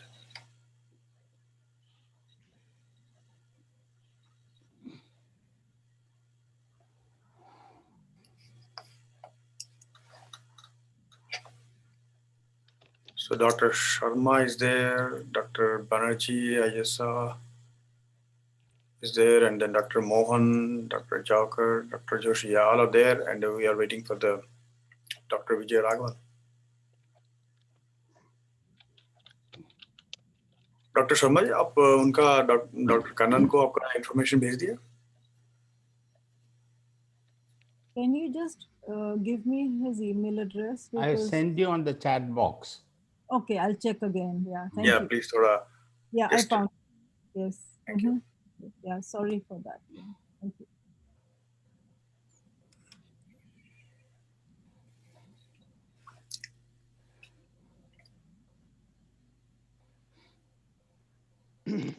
Dr. Sanjay Banerjee, you are going to show your presentation by your own because we have not received your presentation. That's the reason. Yeah, I was going to show it. Is that okay?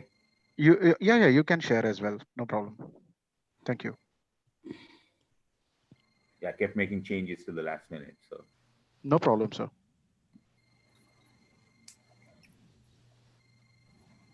Professor Banerjee কেমন আছেন? ভালো। ভালো।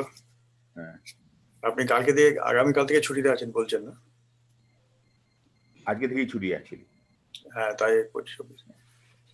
Your Bengali is wonderful. I know you have a diet. কলকাতায় ছিলাম অনেকদিন, IISF তে কাজ করছিলাম। স্ট্যাটিস্টিক্যাল। আপনি কি ডাবিং আর্টিস্টের মতন আমি কথা বলছি কার সঙ্গে? Your Bengali is wonderful. Thank you.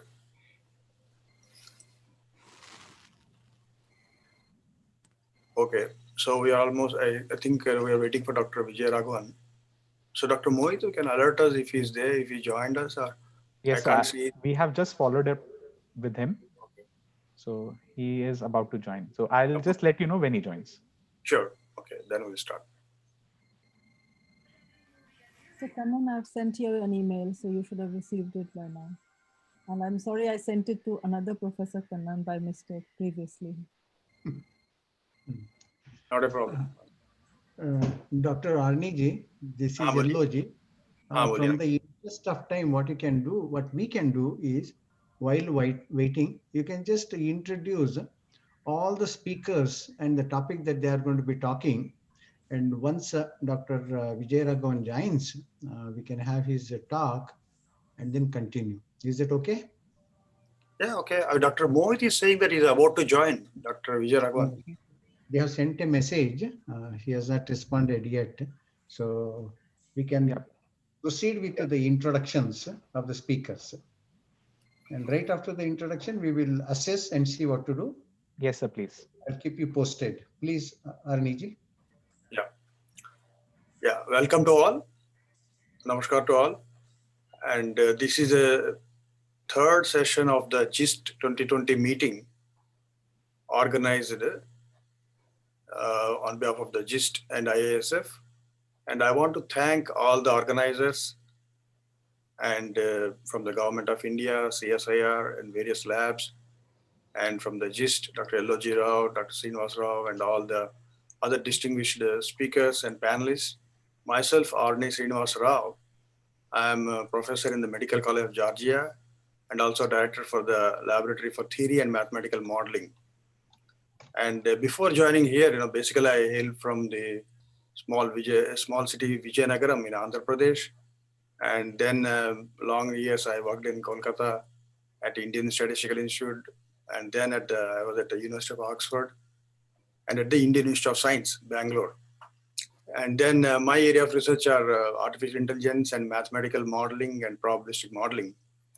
And this particular session is on the technology and tools for the employability and skills. It's a wonderful topic, wonderful area where GIST is contributing. And this particular area has a potential to create a lot of jobs at the rural and the urban aspects. And then also we have a panel of distinguished speakers. They have done wonderful research. They love the country Bharat, and they already presented in several forums various aspects of their own research, how they can transform the various technological and educational things in India. And we have also our co-chair, Professor Kannan, who himself is a pioneer in biotechnology in the country, and who has introduced the biotechnology syllabuses in the CBSE and various schools. And he was a former vice chancellor in the Nagaland University. And he has been picked by Dr. Abdul Kalam as the vice chancellor. And Professor Kannan has kindly agreed to be the co-chair, and we're really honored to have him in the panel here in the this thing. And Dr. Professor Basu He also, Professor Kannan will take over and he will introduce all the speakers about the individual speakers and then all the individual topics. Professor Kannan. Yes, thank you, Professor Arne. It's a pleasure to be part of this group, and without wasting too much time, I think the panelists are Professor S. Basu, who has had an academic career from IISc Bangalore. Then he has been professor and head of chemical engineering at IIT Delhi, and now he is director of the CSR lab IMMT, Institute of Mineral and Metal Technology. And his area of interest are in nanotechnology also. And thank you so much for joining us at such a short notice, Professor Basu. And now coming to Sanjay Banerjee. He has a very, he holds a special chair called the Cockrell Chair, Professor of Electrical and Computer Engineering. He is also Director of Microelectronics Research Center at the University of Texas at Austin. Okay, he is originally from Kolkata, and he has a BTech in electronics from IIT Kharagpur and a PhD from University of Illinois at Urbana-Champaign. He worked with TI from 1983 to 87 before joining University of Texas. So his areas of expertise is semiconductor and nanotechnology. Excuse me, sir. Yes, sir. Dr. Vijay Raghavanji has joined. Okay. Yeah. So we'll continue after that. Yeah. Yeah. We welcome Dr.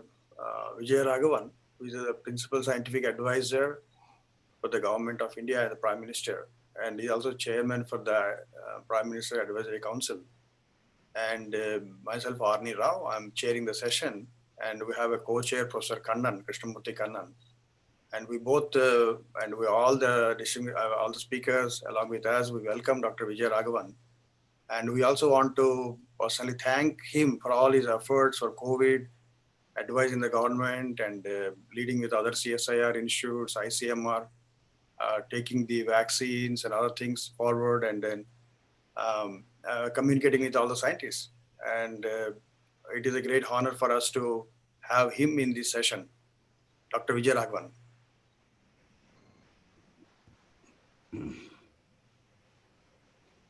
So you are Thank on you mute. very, very much, Dr. Rao, Dr.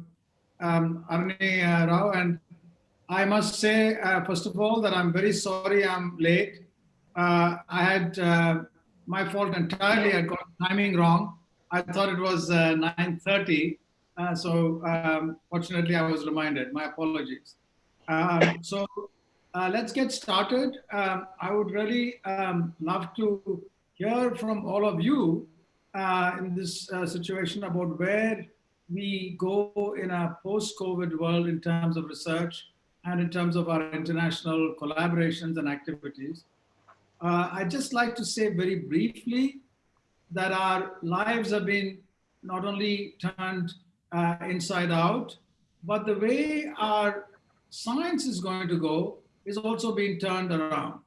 One of the extraordinary lessons from this pandemic is preparedness doesn't necessarily mean efficiency of response. We have seen extraordinarily well-prepared countries across the globe whose response has been very difficult for a variety of real reasons, no intrinsic fault of their machinery. And we have seen other contexts where countries which have been relatively thought to be underprepared who have managed well. So it is a major challenge going forward. If we take the disease as a metaphor for responding to challenges socially and economically, then it has really come to a situation where we must ask not only how much should we invest in science and technology, but also how well we must invest in science and technology, where must we invest. The other issue which has come up, which I'd like your views on, is for many, many decades before this pandemic, when you ask someone the value of science, they will say basic science is important because it builds the capacity and then it leads to applications and developments of technology which can be used in industry, and all this takes time. And unless you invest in basic science, you won't get the fruits of science and technology for people. But this has never provided a satisfactory answer. And I think the pandemic has provided that answer.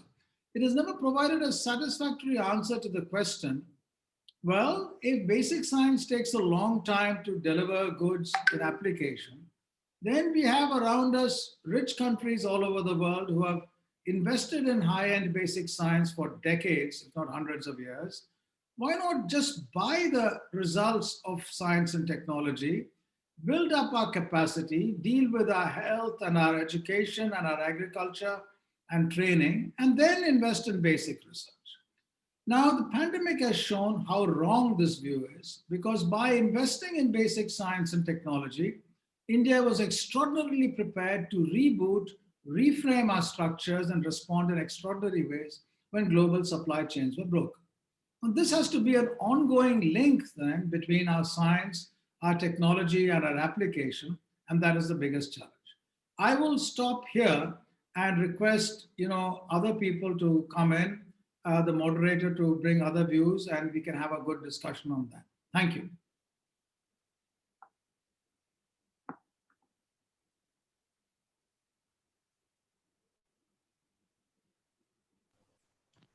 Niji, your mic is mute. Thanks a lot, Professor Vijayaraghavan, for giving a very wonderful opening remarks. And the preparedness, you are right, absolutely right, that the India's approach was very pragmatic, accepting, such a big pandemic like that, there will be some gaps anyway, but overall the response was very pragmatic. And we want to thank once again. And are you available for the question answers at the end of the session, or you want to have question answers now immediately? How long will the session take? It takes about 2 hours, 1 hour, 50 minutes. I don't want to disrupt the flow, but I'll be happy to answer a few questions now. I have another meeting, and then I'll try and come back towards the end if I'm able to, and listen to the conclusion. So Sure. if I'm not disrupting the whole structure now, and forgive me if I am, no problem, you can just tell me to go away. I'll be happy to do that. But if there are a few questions which I can answer now, I'll be happy to do that. Thank you. Yeah, any panelists or anyone, any distinguished speakers or participants, feel free to ask a couple of questions. We have about 3 minutes there to have a next speaker. Professor Raghavan, this is Sanjay Banerjee from the University of Texas. I think you've raised some very important points. When I left India in 1979, India and China were kind of on par in terms of GDP per capita and many other metrics. The dollar to rupee conversion ratio was $4 rupees to $1. Now you've seen, over the last 30 years where India stands vis-a-vis US, the West, and China haven't gone very well, of course, right? And going to your point about R&D funding, what I see, Indian R&D funding is about less than 1% of GDP. US, it's like 3%. In the West, it's also 3%. And China raised their GDP R&D funding to about 3%. And the results are showing up in terms of, patents, peer-reviewed papers, et cetera, et cetera. So I think the point that you made is right, is absolutely right. And I think the Indian government ought to invest in basic R&D, even though the payoff timeframes are much longer. Thank you, Sanjay, for that comment. Where are you at, UT Austin? Yeah. Okay, good. Let me do one thing. I think, rather than take more questions, the point which Sanjay has addressed is a very important one. Let me just address that and then leave that as food for thought and go away. First of all, facts are facts, no question. There are different rates of development and so on and so forth. The question is, what are we doing about that? So let me just summarize that and then leave it for you to discuss and think. Now, if you look at our science investment, it is absolutely true it is about fluctuates between 0.6 to 0.8% of our GDP. But more worrisome about that, less than 30% of that is from industry. Whereas in other countries which have high investment of science funding compared to their percentage of GDP, industry invests typically about 70%. Now, why doesn't Indian industry invest in R&D? Indian industry has got capital, but Indian industry doesn't have risk capital because it has to compete now because of World Trade Agreements and other agreements globally. If it were to invest in research, it has to compete with the GEs, the Amazons, and the Facebooks of the world, each of which invests more than the entire US National Science Foundation, each of them every year in R&D. So Indian risk capital is not there. However, Indian institutions, for a variety of reasons, have extraordinary intellectual capacity, a lot of infrastructure in terms of equipment of the best kind, and a lot of space. So a partnership between Indian industry, global intellect, local intellect will mitigate this risk substantially. And that's a strategy we're doing. The second point is that today's, we might have missed many buses or whatever metaphors you want to use, but today, in many ways, from semiconductors to everything else, design is primary, manufacturing follows from design. And therefore, focusing on a design manufacturing combination, we can go ahead. I know Arni wants the next speaker to come, but I'll very briefly say that there are major missions now which have been rolled out: a cyber physical mission, an artificial intelligence mission, a quantum mission is coming the next few weeks, a deep ocean mission is just ready to go, and a new National Research Foundation will bring research that is going to be rolled out in the next few weeks again, will bring research to our ecosystem, where currently 9% of our funding go to institutions, central institutions, which have 10% of our students. 90% of our students go to state universities and colleges, which receive only 10% of our funding. That will change substantially with the National Research Foundation. So hopefully that and many flexible measures for industry investment will change that. So with that, I will leave you to your discussions, but I'm there if you could request one of the organizers to WhatsApp me an hour and a half from now. If I'm done with some other meetings, I'll certainly be happy to join. Thank you very much. Thank you, Dr. Vijayaraghavan. Namaskar. Thank you, Dr. Vijayaraghavan. This is LOG, and we will follow up with you appropriately.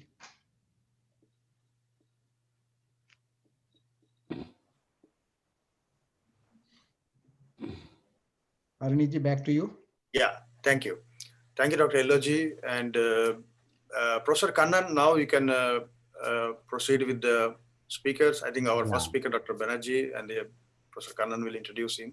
I think already I've introduced. Yeah. Now I'll introduce Dr. Archana Sharma. I think she is one of our bright stars who's doing so well in high energy physics. She is a principal scientist at CERN, and she has been a lot in the news whenever I've had opportunity to hear her on the television. I think she makes the Indian women very proud, and she has a DSc also from Geneva. She's a PhD from Delhi University, and kind of work she does in the CERN lab is leading a whole team. And I know that she has been attracting a lot of young students from India to come and spend the summer, and I've seen her talking on the television. So we are very happy that Archana could join us today. Thank you so much, Archana. So we look forward to hearing your view. Then we have Sharad Mohan. So Sharad Mohan has this one. Yeah. Sharad Mohan is the CEO of a company called Nimblesoft, and he's a partner also with that company, and he's basically into IT world. That's what I could make out of it. So when he presents opportunities available, I look forward to hearing from Mr. Sharad. And then we have the next speaker, who is Ajay Jaukar. He is the course director of Cloud and Edge Implementation at the University of Oxford. Originally from Mumbai, he studied at SIIS College and engineering from the Mumbai University. He is an expert on artificial engineering, edge, especially LOT, and then algorithms, cybersecurity. So he has a very interesting background, and I'm sure the future belongs to artificial intelligence. So we hope he will suggest for the youngsters what to do. Then coming to the next person, that is Mr. Abhay Joshi, who is going to talk on educational challenges for the underprivileged, solution and success. So Abhay Joshi essentially has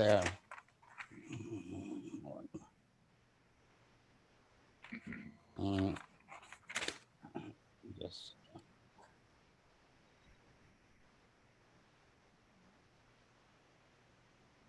I think he's basically, he is more into education field, especially for the underprivileged. So when we talk, we'll hear more about what he has to offer us. So I hand over the mic, and can I request Dr. Sanjay Banerjee, professor, to give his first talk? Thank you, Dr. Kannan. I'll share my screen.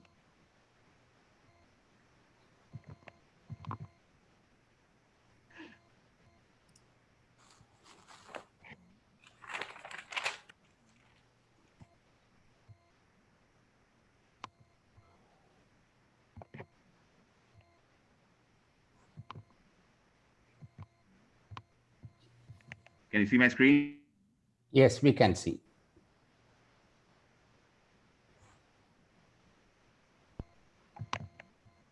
Okay, thank you for this opportunity. I want to discuss the shortages of skilled technicians, people like machinists, electricians, plumbers, and so on in India.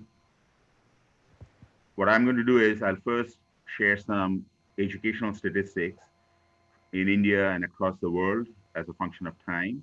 Very my time talking about the initiatives that I think India should be pursuing. Now, I'll be honest, I'm not a real expert in the field of vocational training. And as Dr. Kannan mentioned, I've been a professor, but it's a professor of electrical engineering at a research university. So I won't pretend to be an expert on, training at the vocational level. Also, my knowledge of what's happening in India is also, really based on what I read online or in publications and anecdotal evidence when I visit India regularly. So forgive me if some of my comments come across as critical. It's not meant to be critical. It help India, as all of us are anxious to do, I'm sure. So I got this from Prime Minister Modi's, one of his slides from 2013. And I think he and the government recognize the problems India faces on many fronts, including the area of vocational training. So this shows the number of people who have skilled training in India. It's only about 2% of the total workforce. It's really pitifully small. And in fact, if you look at the absolute numbers, 5.5 million compared to 90 million in China, and this is 2013. So I think the numbers are probably even worse by now vis-a-vis China. If you look at the US statistics, twice as many technicians, and that's 1/5 the size. So roughly 10-to-1 ratio of, trained technicians, which is very, very critical, both in terms of employability and in terms of improving the manufacturing capacity of India. So on the right-hand side, you see this pyramid that I also derived from one of the Indian government websites. And what it shows is, I think India does very well in terms of number of primary schools. But what I hear, and this is anecdotal, is that the quality of some of the schools, especially in rural areas, is mixed. Some are good, some are not so good. India also does very well educational institutions, things like the IITs, IIMs, IISc, IIS, and so on and so forth. But as I was mentioning to Dr. Raghavan, I think we are in terms of the levels of R&D funding, and that's hurting India in terms of number of papers, number of patents, et cetera, et cetera. But that's not the focus of my talk. What I want to talk about is this gap between high schools and four-year colleges and universities, what we call community colleges. These are two-year community colleges in the US, or the so-called vocational trade schools in countries like Germany. I think that's the gap that I'd like to address. So I'll go over the next 5 or 6 slides very, very quickly. What I did was I gleaned statistics from various websites, and just to give you a sense of where India stands with respect to the rest of the world and what the trend lines are. So at the very right, you see India, and these color charts are in orange, you show tertiary education. So this would be post-secondary, college, university education. It doesn't specifically talk about vocational training, but what I'm trying to point out is in terms of post-secondary education, India is lagging now behind even China, and certainly lagging behind the advanced OECD and so forth. So that's really the gap that's at issue, more so at the vocational training level, I think. The next few slides are also along the same lines. So this shows years of school training that students in various countries have. So the darker the color green, the better it is, more training. India is worse off than certainly the West, getting worse compared to China. We are better off than sub-Saharan Africa, but of course, we have to do better than that. Along the same lines, this shows the share of population who have completed tertiary training at the college level. Once again, the lighter colors are worse, so India has a lot of catching up to do. The next couple of slides show where we are trend line. So India is shown in purple over here, and this shows the share of the population with no formal education whatsoever. So 2020, roughly 30% of Indians have no formal education ever. And that's comparable to poor countries such as Chad, Nepal, and so on and so forth, while the advanced countries obviously are much better off. The good thing, of course, is the trend lines show that the fraction of people without education is dropping, as it is in most countries. I only hope that we can have these slopes even steeper. Kind of along the same lines, this shows the projection of population 15 years and above who have been educated to the appropriate degree levels. So once again, you can see clearly that India lags behind the advanced countries. India, which when I left India in 1979, wasn't that well off. They've really advanced dramatically. South Korea, Singapore, and those are the so-called 4 Asian tigers. The good thing is the trend line is up. It's just a question of, how soon can it catch up with the rest of the world. This goes up to 2050. More statistics on these lines. So I'm going through this very quickly because I want to spend time on what initiatives India can pursue. So this shows India statistics from 1970 in terms of the number of people with different levels of education. So the most important one for our purposes is post-secondary education, which of course lumps together 4-year colleges, universities, and vocational training. I suspect that the fraction involved in vocational training is really, really low compared to some of the other countries. And that's something that I think we have to address. The right-hand side is really the same data shown as a percentage basis. So once again, the number with post-secondary education, although it's improving with time, I don't think it's improving fast enough. So this shows projections up to 2050. So I think India can and should do better. And this is my final statistics slide. So here I'm comparing population education pyramids in 3 countries: China, ought to be our goal in terms of surpassing in the near term. Korea, which started out as a poor country in the 1950s, in fact, they're worse off than India, but then over time they've far outstripped India. And at the bottom, this shows the stats of India in 1970, all the way up to projections to 2030. And the way to read this is,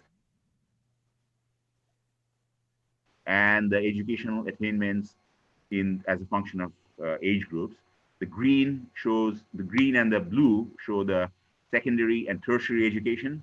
And as you can see, the number of people who have tertiary education, although it's improving for the younger groups compared to the older folks, which is the way it should be, it's not improving as fast as it has, for example, in China, or certainly as in Korea. So that's really our challenge, I think, over the next couple of decades. Okay, so the main question, of course, is, we see the statistics and it's things are improving, but not fast enough, and we're certainly falling behind many of our peers, such as I keep harping on China.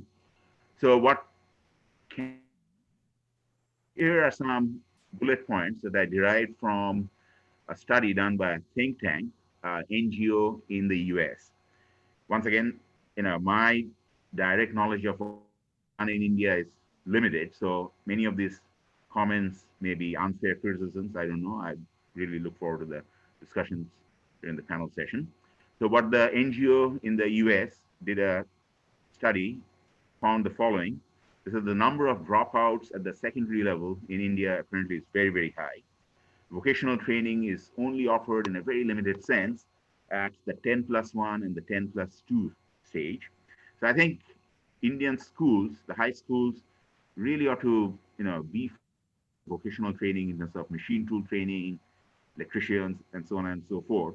Now I fully realize it's very, very expensive to do that. To set up a machine shop in high schools in a village probably is not a practical scenario.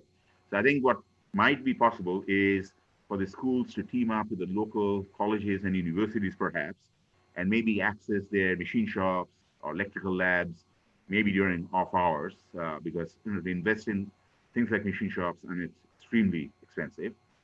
As Dr. Raghavan mentioned, I think Indian industry really hasn't met their challenge in many levels, and training I think is one of them. So I think if Indian industry could be encouraged to provide vocational training, they do training for engineers, I know, as part of that cohort when I was at IIT, but I don't see Indian industry provide apprenticeships at a large number, for example. So perhaps they ought to be encouraged to do that, and the government might provide tax breaks to this industry so that they're financially incentivized to do that. Number of institutes providing vocational programs, very, very low, so they don't really have the equivalent of what we call community colleges. These are 2-year community college programs who provide associate degrees in the US. Germany apparently does a very nice job in terms of providing very extensive vocational training where they create skilled technicians, which really is helpful not only in terms of employability, but also beefing up the manufacturing base. Not just the low-skill manufacturing like making toys and garments, skill manufacturing of things like machine tools and so on and so forth. Acute shortfall of instructors. Of course, it's sort of a chicken and an egg situation. So here, perhaps in China, they have a ton of people who are involved in manufacturing, and I suspect you could hire many of them at modest wages to build up the training base in India. And once again, involve industry to make sure that we train the people in areas that there is demand. So right now there's a huge gap according to this study done by this US NGO. Now it's not that the Indian government doesn't recognize this. So I got this bullet points from an Indian government, the National Skill Development Agency. So the Indian government, I think they also recognize some of these criticisms that I mentioned, and they say that to the extent that various challenges are recognized, the Indian government hasn't taken as many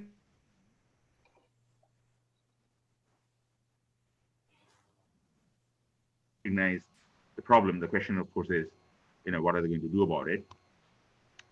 Vocation. So what should be done, and very interested in helping out with, is developing vocational training modules and standards in the curricula. And although it's not my area of expertise, if there's interest, I certainly would be willing to volunteer trying to see what they do in countries like China and Germany and the US and develop curricula and help the government set up these programs. The government apparently has set up some initiatives in this regard. Okay. So with that, I want to conclude. So I'm sure you've heard this joke that anytime people complain that, oh, education is very expensive, they should see how expensive lack of education is at all levels, primary education, secondary, and tertiary. And India is making progress. I mean, no question about that. But unfortunately, the trajectory of progress in India, I don't know, when I left India, per capita GDP in China was actually slightly lower than in India. And now, of course, they are 3 times as higher. So clearly, India can do better. Emphasis perhaps could be shifted from non-STEM education. So I'm sure all of you know it's science, technology, engineering, and math education, to more of these vocational schools and trade schools. So, there's no point producing, millions of history majors and psychology majors and language majors if, they can't find jobs, right? Instead, if some of those resources could be devoted to some of these more practical fields, I think that will help with the employment sector and help Indian industry progress. So with that, I'll shut up. Thank you for your time.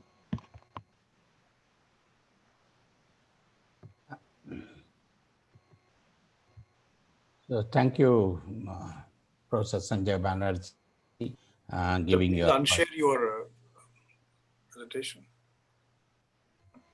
Yeah, sorry. So thank you. We thought we'll take all the questions after all the speakers speak. So now may I request Dr. Archana Sharma to talk, give her talk today on student exchange. Dr. Archana. Thank you very much, Professor Kannan. Could I have a share screen, please? Because I still Yeah, I'm trying to see share. how do I stop share? I stopped your sharing, Professor Banerjee. Archana ji, you can actually share your screen now. Okay, good, very good. And please tell me if you can see my screen after that, right? Your voice. Can you hear me? Hello? Yes, we can hear you. Very good. And you can see my screen as well? Yeah. Brilliant. So the topic that we discussed was really about the opportunities in mega science projects, particularly for students and budding scientists, and of course addressing nearly the crisis that was just discussed by Professor Banerjee just now, and also by Professor Vijayaraghavan. It was mentioned very starkly that we do need to skill up, so to speak. So what is mega science really doing? Mega science is seeking answers to very big questions, starting from the Big Bang and the atom, the very tiny atom, and going up to extragalactic scales. And this is the curiosity which has driven to a lot of scientists in India, where we have some extremely essential physicists and scientists who are part of this heritage that we carry with us, and we would like now to go and build a future heritage. That's really the matter that we are looking at. What is our future heritage? And of course, we have a large number of challenges in order to get there, because we are looking at an age group which is very young at the moment. And we need to ensure that when they come of age, they are upskilled, they are plugged in the national programs, they are plugged in international projects, they are aligned with sustained development goals. And of course, we have employability, employment in a very sustained manner in our country. So that's the kind of challenge we face. So given my humble experience at CERN now for over 33 years, I have been looking at how Europe is doing it and somehow taking some lessons for our country. So here, of course, we are doing the science. We are asking questions about the universe, but we start projects which are very, very long in terms of timing, so to speak. In 1984, the Large Hadron Collider was approved and we got the first beams in 2010. Nobody knew the technologies that will be deployed in these decades, and yet we got there and we continue to innovate, building tools and techniques. And these technologies and scientific advances eventually contribute to the economy. I'm sure you know that in Europe, 1.45 trillion euros is the contribution of physics to the economy. So certainly we can maybe not go to that level, but at least we can have a visionary plan of how we can leverage and exploit our own participations in these kind of projects. So I will not go in the details of which projects and so on, because this is known to everybody. But needless to say that CERN hasn't stopped at what has happened in the past decade, which means that we have received a Nobel Prize to Professor Francois Engler and Professor Higgs. And of course, the good news is that everyone was a part of it. It was not just these two people, but there is a huge amount of collaboration that went behind producing that one plot that corroborated what these two gentlemen actually proposed in 1964. So just the nature of the science and the nature of the work tells us that planning and making a basis for a true roadmap towards a true global collaboration is the way to go. And it's not that our government is not thinking about it. They have been working concertedly at this. And as you see here, there is a very strong bilateral. Yes? Dr. Archana, your presentation is not visible The because presentation is visible, but it's not, you're not changing the slides. Slides, yeah. Now. So So- now you can see. I'm sorry. you're in the slide only on the Okay, PPT. here- You just shift to the presentation mode. I went to the presentation mode, and that's why it was not changing from what I understood from you. I just changed back, switched back to. I can Yes. try again, but we may. So let's just go like this, if you agree. No All problem, right? no problem. Yeah. So yes, the strong bilateral cooperation for scientific research and education has been the focus. And I was so fortunate to also listen to Professor Anil Kakodkar just in the previous session. And here you can see him when he was at CERN and setting the direction of how we should be going in the future. And you see Professor Kalam, he came at CERN as well and encouraged all of us here. You see Dr. Shekhar Basu here, who signed the associate agreement with CERN. And of course, who doesn't know our Priya Pradhan Mantri Modi ji, who also came to Geneva to encourage our students. So yes, these are our people who have actually participated in that Nobel Prize that was given in 2013. And you know, perhaps Rohini Godbole, who is, she has received honors, a lot of honors in India, and also Professor Atul Gurtu from the Tata Institute. But the good news is that we have several universities also engaged in this process. So why I mention universities? Because we have 700 universities in the country, and perhaps I have an old number and I did not look carefully at the statistics shown before. But these universities represent an immense potential, an immense intellectual potential, and we need to move from the incremental research that's going on, just pushing towards producing, papers after papers, but then let's look at the citations and let's look at where we stand on the global scale. And that's where we need to examine ourselves. As I mentioned, that the mega science projects are really very long-term projects. Our governments are not that long, so to speak, but we need to be pragmatic and we need to engage at the forefront. And for that, we need this long view that if we engage with a make in India kind of approach, like Professor Raghavan said, design and build, not just copy and build, which was the Chinese model. I think because we have the intellectual potential and we have demonstrated intellectual potential in the various programs that our country has. So without going through the names here, because this would take another lecture, so to speak, but you can already see the various mega science projects where we are participating, and they are all at the cutting edge of science itself for researchers and technology for the engineers, for technicians, for school students to be doing their projects, because this happens in United States. It happens in Europe as well. These programs are well plugged in to the youngest kid that is interested to follow science and STEM subjects, so to speak. So we need collaboration, we need the contribution, and the commitment to actually follow through and stand on the shoulders of the giants that have come before us already from India, who made the platform for us to take off. And needless to say that particle physics, where I work, is very closely linked with innovation, with engineering, with education, training, forecasting, and so on. So, I mean, there's lots and lots of things that can be done. Just to say that 70% of the graduates from physics, they end up in various industries. And that's where we need the engagement of our industries into our mega science projects in a very big way. And that's also something that we need to proactively work on. And there was an initiative last year, you may have heard about the Vigyan Samagam, that was an exhibition which went from city to city. And of course, it attracted a large number of students and so on.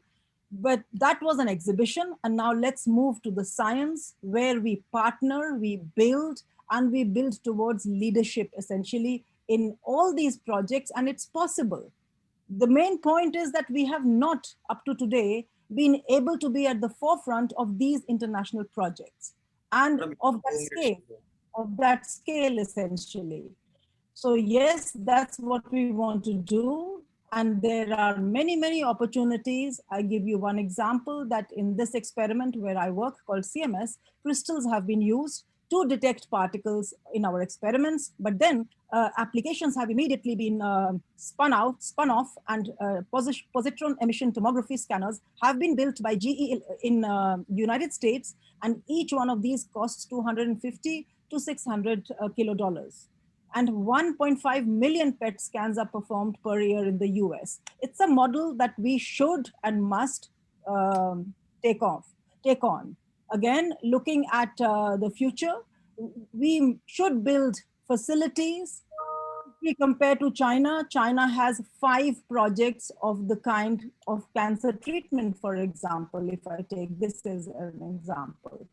So making a very cost-effective cancer treatment in India, it's not going to be a bolt from the blue like the pandemic, but we know that it's there. There are 1.5 million cases of new cancer every year in India. So this is a zone where we should. Time is up. Just winding up. Yeah. So you see, there are many, many opportunities, and I think that I can just go to my this slide, let's say, where we can engage with the teachers for teacher training, with the students as well, as we mentioned earlier, for projects, engineers and researchers as well. And definitely there is lots of scope, which I'm also working with my foundation, and many, many thousands of students and teachers are engaged.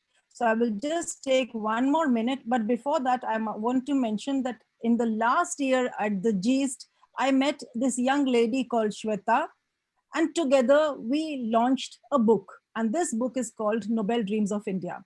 So I'm going to just play this, and it is only 1 minute, my last minute. Thank you very much. Is it playing? No. You need to click play. Let's try again. You just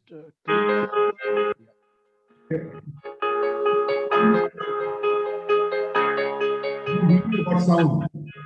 Sorry? The sound is coming, no moving.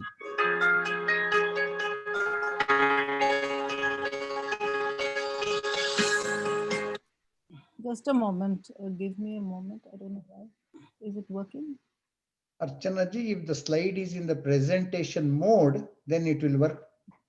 Let me try. Okay, let's try. This should work.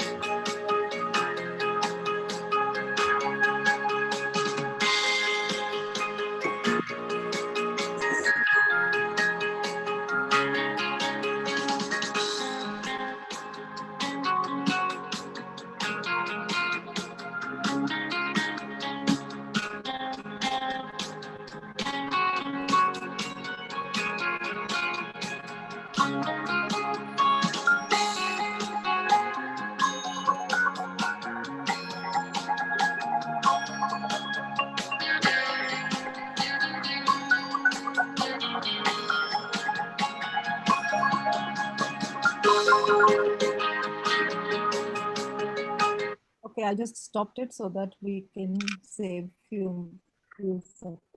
Thank you very much for your Thank you, attention. Archana. Be around when we have the question session. Now, I would like to invite Sharad Mohan. He has a very interesting profile, which I must say. He specializes in defense, economics, politics, Sanatan Dharma, and motivational talk for young students. He's an American businessman in his new avatar, he says. And he has studied in IIT Kharagpur also. He studied in Dhanbad, Bangalore. So he has studied in many places. And he has done a lot of very interesting work. And he now lives in Tennessee in the USA with his wife and family. So his punchline is winners don't do different things. They do things differently. So Sharad Mohan, yeah. So thank you, Dr. Kannan. Thank you, Yellow Ji. Thank you, Avni Rao, and Sushant Rai for giving me this opportunity. GIST was very generous in having me mentioned as Dr. Sharad Mohan. I'm still not doctor yet. I'm more from industry. I bring a 24 years of industry experience. So what I will be talking will be more relevant from the employability perspective, because I have hired and fired people from all the premier institutes of America and India. And I know what kind of things are needed from a certain aspect. I won't say I know everything, but the employability is something which Prime Minister Modi ji is trying to do a lot with the Atmanirbhar Bharat. So let me start. So that's my brief introduction, and I'll go to the slide number 2, please. And this is the brief introduction of myself. Been doing a lot of activism here. I have both the science and other background. Have written 3 books. If you see, those are available on the Amazon. A lot of topics have been covered, a lot of Atmanirbhar and how to make India strong, not only from the civilizational aspect, but from manufacturing, which I will be eventually talking in my slide. So we can move to the next slide. Good. So when Yellow Ji reached out to me for this topic, which is the employability and education, I had just launched my 3rd book, which actually deals with the poorer region of India, the state of Bihar, where I had done some extensive research with 2 organizations. One is, if you have heard about Super 30, under the Mr. Anand, he actually coaches the IIT students. And in last 10 years, I think there's a movie also, and last 10 years, he has produced around 500 plus IITians, right? Every year, he has around 25 to 30 people. And then there is another gentleman, he's a retired secretary, Vijay Prakash.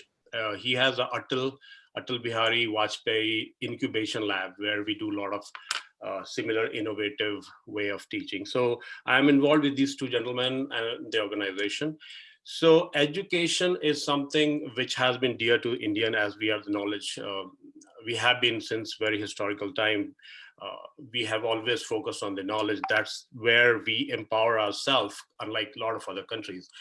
So we need to be educated, even if we are from a rich family or poor family, to get the social status. So education is very, very key to Indians.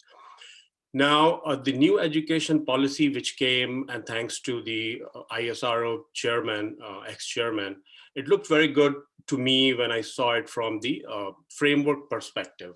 But since I have not seen the content, so I can't say on that.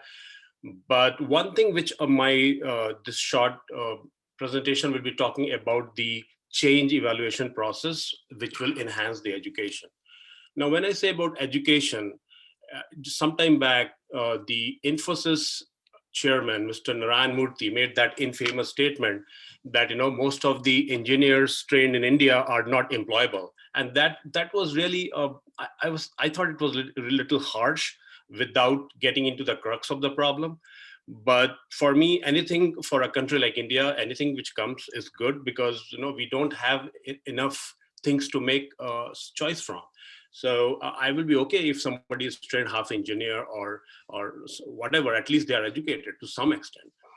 So the problem which I see, or problem which I won't say problem, I'm more of a solutioning person. So the way the new education structure system, education policy is structured, I see the education tree the way it should have been is, so I have, if you see the left hand side is a beautiful diagram, is a Madhubani painting, split branches A and B. So what I have seen and what I think India should work on, and it's not that they are not doing it, but it may not be the way I am envisioning it.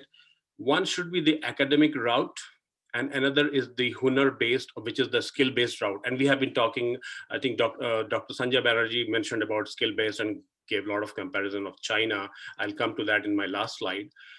And so what I'm saying is after class 8, there has to be a split academic route. So somebody who has to go to academic route doing his typical graduation, master's, PhD program to either get into academics, research, or industry, then that's one route. Another route is skill-based. Now skill-based should be, again, till 8th you study the regular course and then you get into the skill-based. Skill-based, I have a little different understanding from what I heard from Vijayji, our principal advisor, which is skill can become obsolete. So what skill you should make investment, because India as a country always has a resource challenge.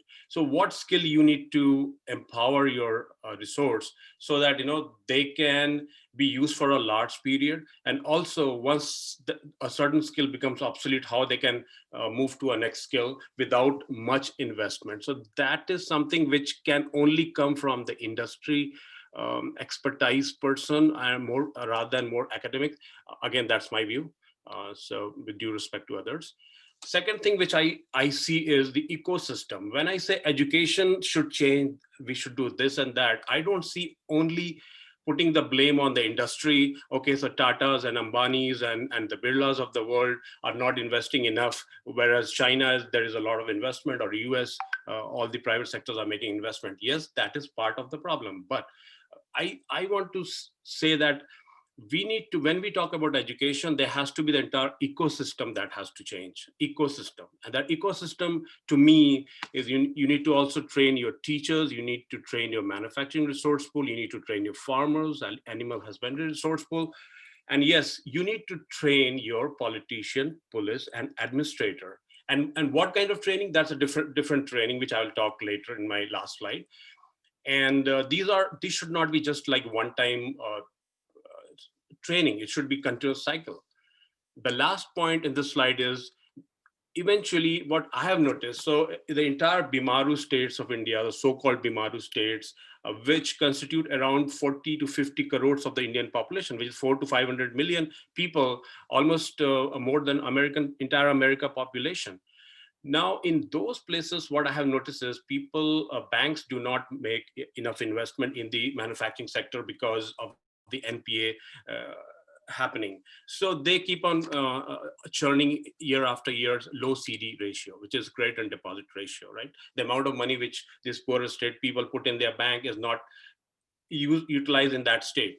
What I'm thinking is the banking system needs to be tied to the education, where government of India comes at the third party signatory, so that they take the fear of NPA and make a right investment as far as the Hunar based is concerned or the academic route is concerned, because eventually India can become strong and Atmanirbhar only when very huge population is educated. And this is where I have a lot of things mentioned in my book, which I cannot because of the time here, but this is just one point I wanted to touch. We can go to the next slide, please. Next slide, please. Yeah. So another thing is the center of excellence. Now, education cannot be run, agree education is a state subject, or I think concurrent list, but education cannot be run in a silos. It has to have a center of excellence which has a larger picture, a better planning across India, if India as a country has to be planned for Atmanirbhar Bharat. And this is where I came out on the left-hand side. Because of time, I cannot go through all of this explanation. It's in my book. But I have come out with this Center of Excellence model where I am talking about the split of the education in the two paths, the typical academic route, the skill-based route. If we want to have more and more Indians educated, why do they have to read after 8 entire subject which academic route student has to read? They can have a very different subject. They can read more about their local temples, local historical things, so that school could be tied to the tourism thing, so the students can start working on the it's mandatory tourism. They can become a guide. So a lot of things, you need to know your local vanaspati, your local farms. So that kind of things can be built in this split which I'm mentioning. Point 2 is mother tongue. So I think it's also mentioned in our new education policy, where till 5th grade, if possible, please teach the students in their own mother tongue, because the data says that most of these Nobel laureates, they started their basic education in their mother tongue across the world. So this will definitely help. This does not mean moving away for English. That's the discussion which people get into. This definitely does not mean that. There is no replacement of English as a global language, but till 5th grade, because this gives the child a platform to express, and expression and becoming an original thinker cannot come with an acquired language at that age. Okay, so moving on, I have also mentioned about 4 language policy proposed in my book, which a lot of my Tamil friends will love it. It's not enforcement of any language. So all these things I see as a part of the education ecosystem. Number 3, I was talking to one professor from Singapore. She just returned and she is now a bioscientist in Pune. She was mentioning about how the evaluation system in those countries is very different from what we have in India. And that's where my number 3 talks about the evaluation system should help in making students original thinkers rather than the bookish type.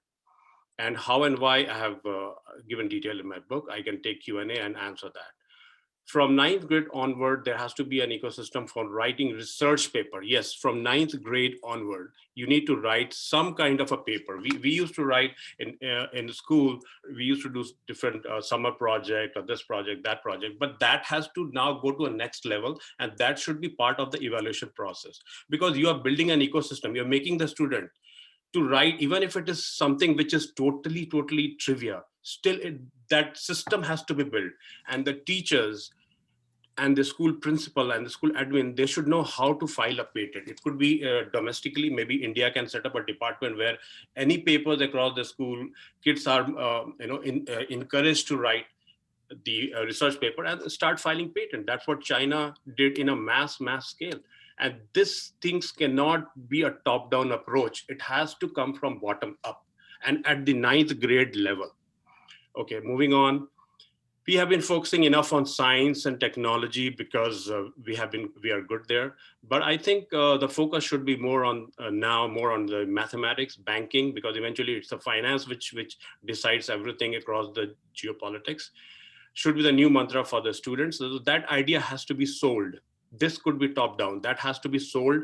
And this is where, when I said politician, administrator, their education and training, all these things should go there, because they need to know what they are implementing at that level and what is the big picture. Medical hubs, agro-based education system should be given top priorities. I know we heard that the UAE is spending some $20 billion for food corridor in Maharashtra, Gujarat, and all those areas. So those things could be tied here. Train the politician. And the last point, which is very important, is we have been hearing from our finance minister and even the prime minister about the artificial intelligence. This has been a fashion here. AI, what is AI going to do to India, a country which lacks so much of infrastructure problems, so much of disparity between the regions. So what I found was the poorer regions, and which I said 40 to 50% of the Indian population, they just cannot suddenly, like, for example, say Eastern Uttar Pradesh or Orissa or Bihar, they suddenly cannot copy, say, Tamil Nadu and try to open multiple engineering colleges and try to match, because that's called the development model given by the Niti Aayog or somebody. What I think is they should play based on their strength. And artificial intelligence here comes into the picture. Artificial intelligence, API, application programming interface, everything needs maths.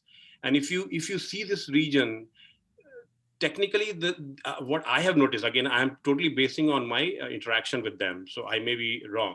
People, the students are much better in analytical subject like math than, say, a language like English or science, because science needs a very equipped teacher, equipped lab to understand. But math doesn't need a lab. Math does not need all those things. So artificial intelligence is nothing but a maths where a linear algebra can be broken to a 9th grade level, where the kids, instead of playing a tic-tac and adding up points, finding a pogo, they can start solving a smaller problem of a bigger final solution. For example, you have the gold price algorithm. Now that could be broken to a level where a 9th grader just solved one linear equation and he gets 2,000 rupees because he solved it, right? Everybody has a phone nowadays in India. Dr. Mohan, you have time up.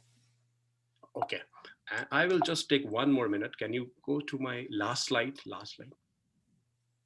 Just one, the last slide.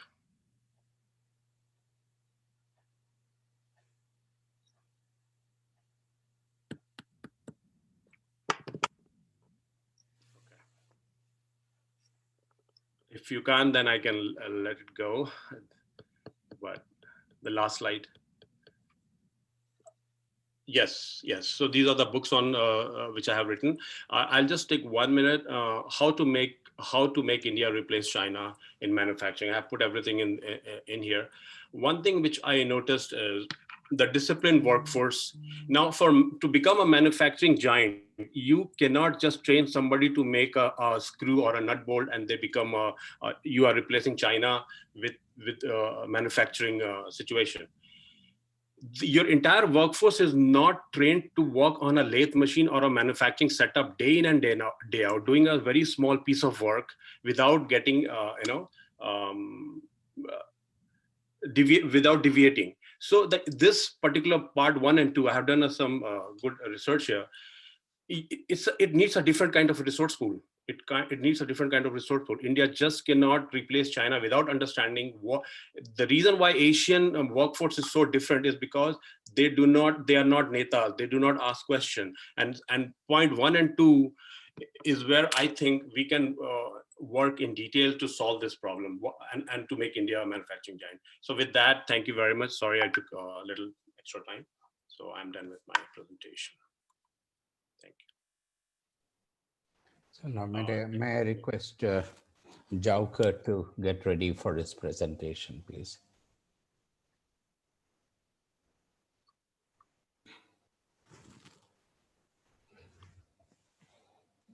I cannot share my screen yet. So if you can allow me to share my screen. Sure.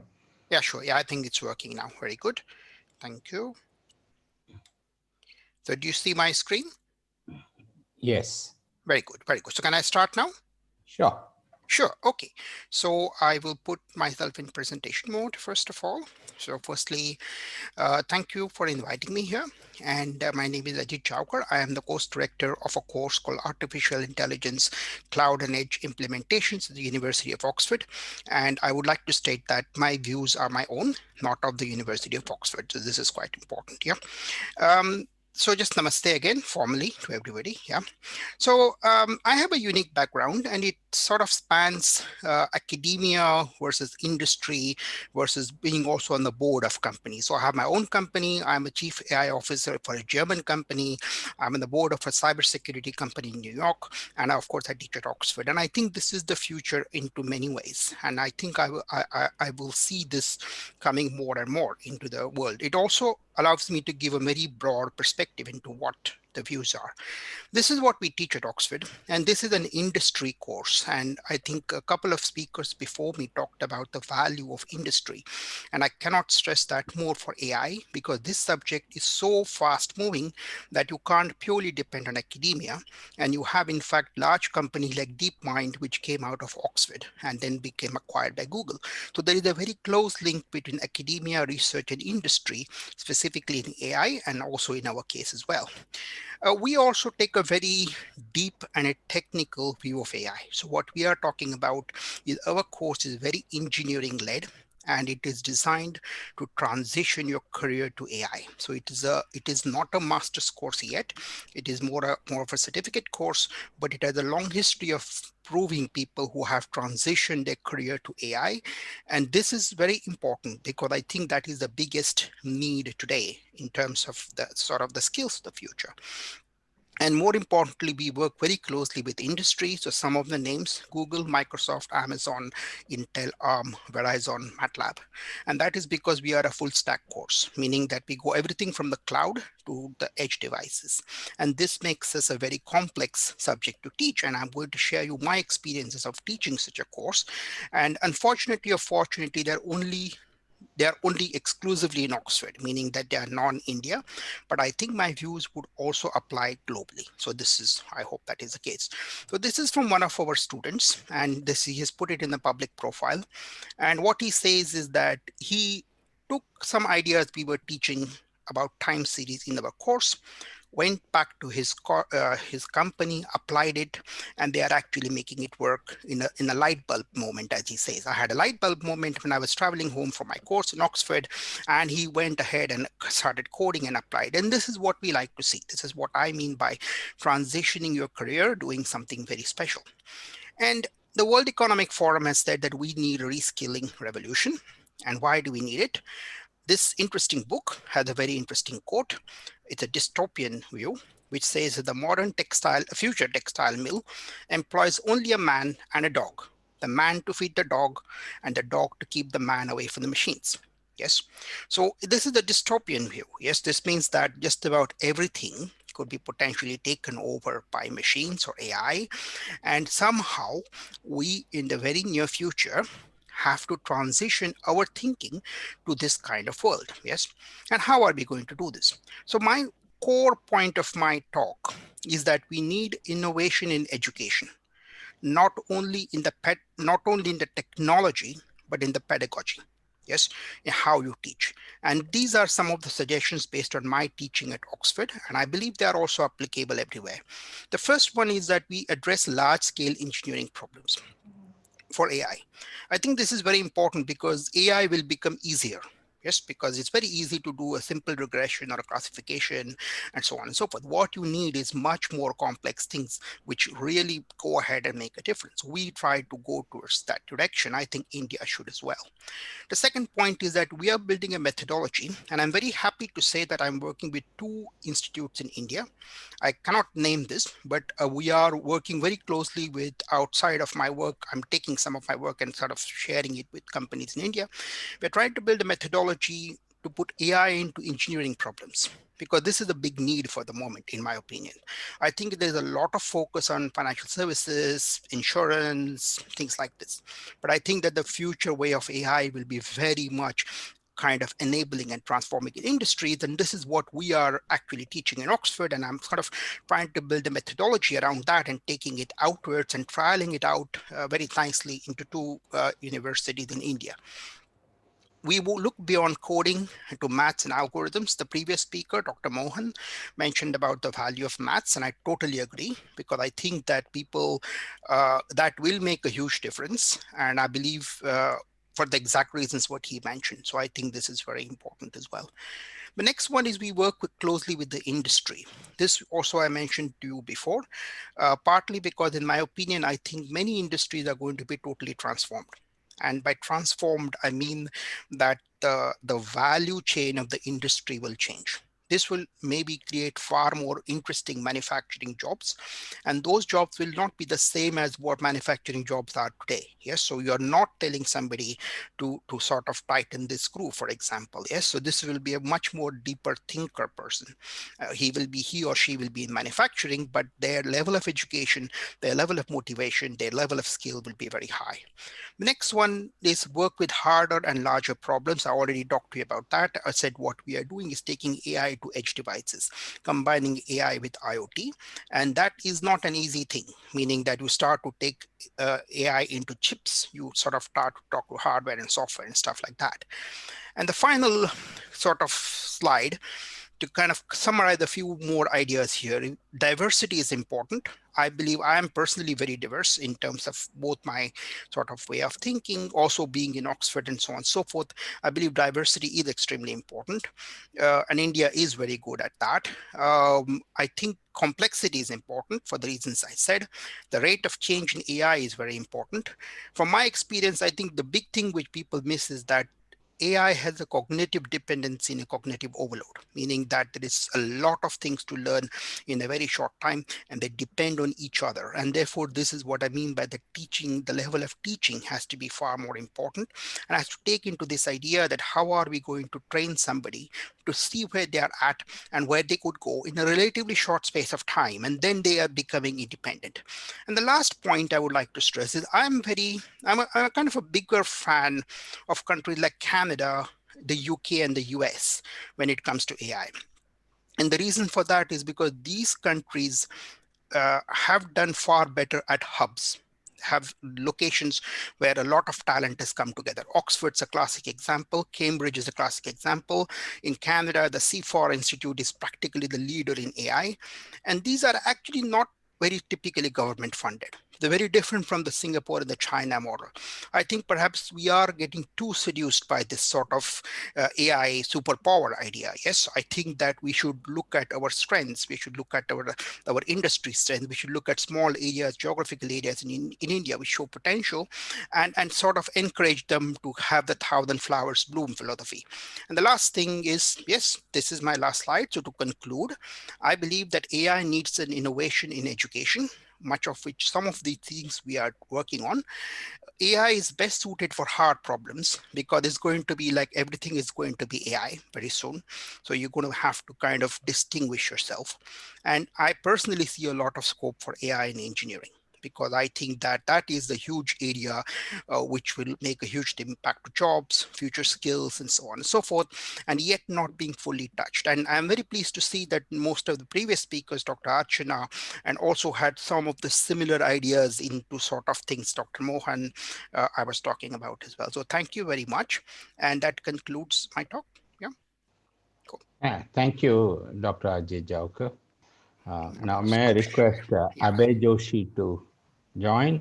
Now, Abhay Joshi is the founder director of Elephant Connect Education and has over 25 years of corporate management experience, including 8 years in training school and university students in science, maths, and engineering subjects. An accomplished educationist, Abhay's mentoring has transformed struggling students into confident achievers, performing to the best of their ability. And he is originally from Pune, and currently he is based from Milton Keynes, UK. So, Abhay Joshi, please.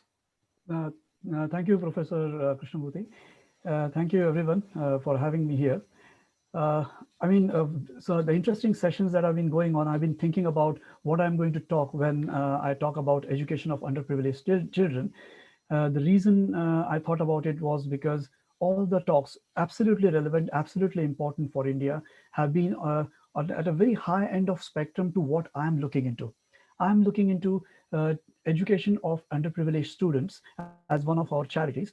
And why it is important is because, as I will go through the slides, is because I feel that that is the foundation. Unless we have this strong foundation, achieving the bigger dreams can become challenging going ahead.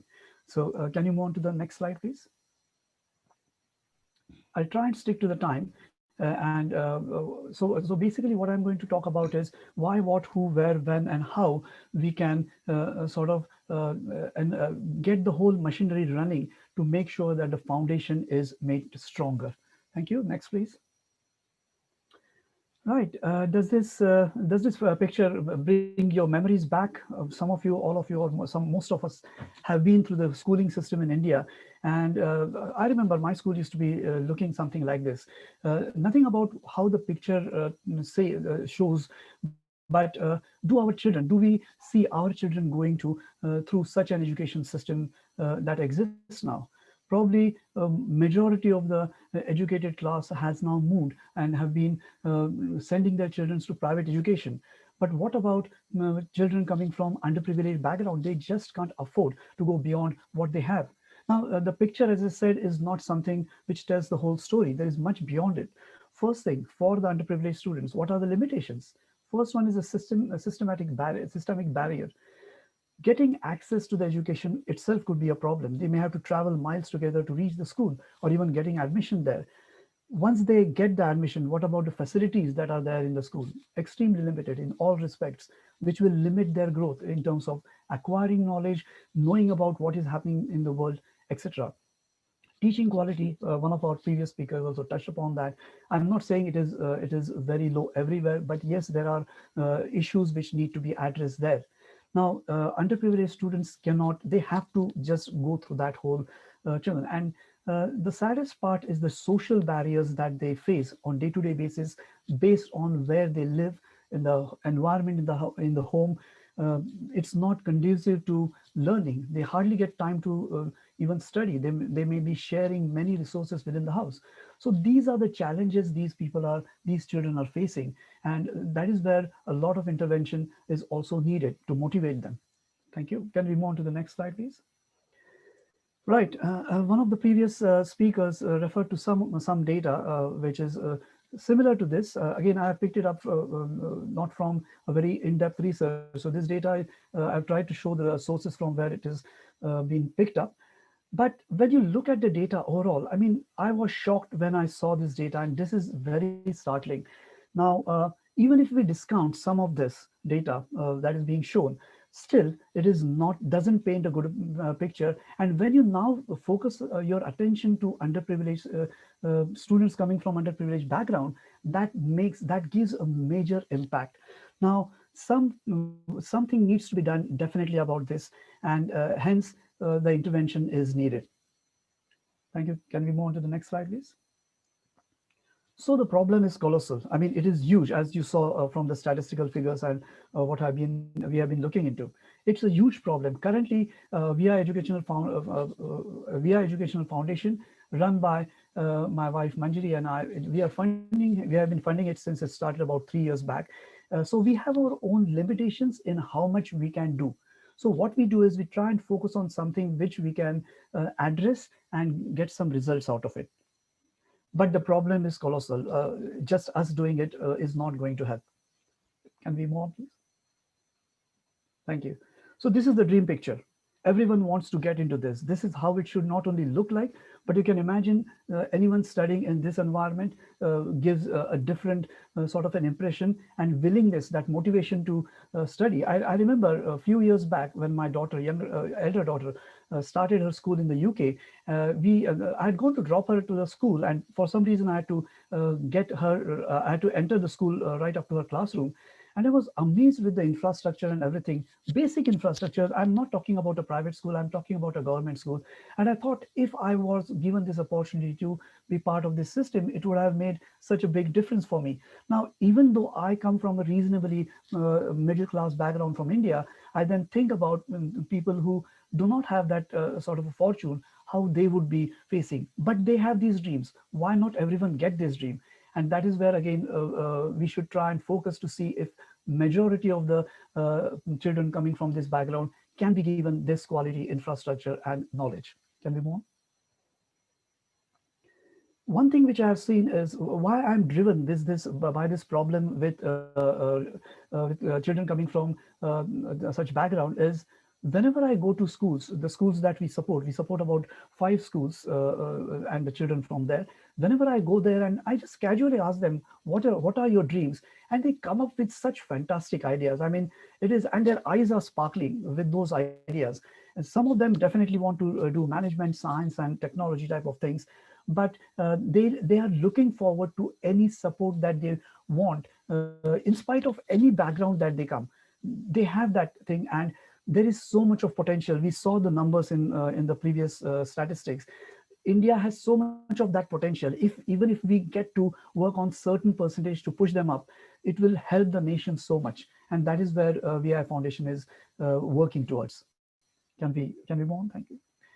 Right. So what do? We, as I said, we support about five schools. Recently, we also started supporting a foundation called as Shantivan in Bede. And the idea is, because, I mean, whatever it is with the new education system, the things will change. But as of now, if you look into the education system, 10th standard board exam is the key success point.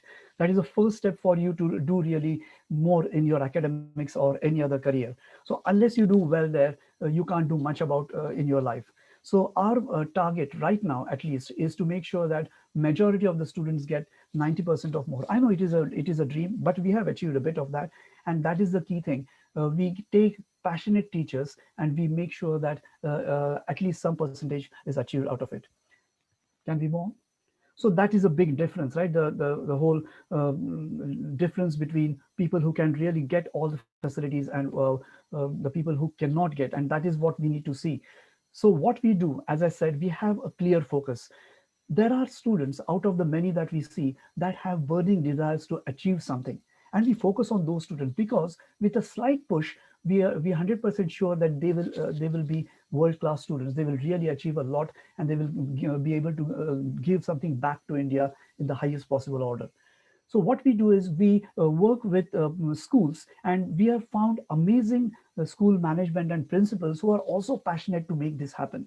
Of course, these are government-aided schools that we mainly focus on, and we also make sure that we employ only teachers who are passionate to work. Only they can do this. It's not only about the knowledge of their subject, of course that is important, but the passion to achieve, to make sure that the students can achieve their dream and make that happen is important. Yes, so this picture, sorry, can we go one slide back? The one behind, please, if possible. Okay, so that picture was actually talking about the success story we have achieved in the last 3 years. This is the latest results. We had 174 students we supported in the last academic year in India. And of that, about 18% of them got 90% and above. So we were not expecting that, to be very frank, but our teachers worked very hard along with the school teachers and the principal, and jointly we made it happen. Of course, the efforts put in by the students, and that is what we want. We want to go beyond what is being done right now. Yep, we can move on. So a lot of intervention is needed. We have seen the gaps. Which are there. Particularly, the gaps amplify when we are looking at it from the perspective of children coming from underprivileged background. We need these children to get a huge sort of access to many things, not only to technology, but to the data and other things. Now, everything was going on fine till March when this pandemic happened, and we literally came to a grinding halt. And we were really wondering what to do. The schools came to a stop. The schools were not happening.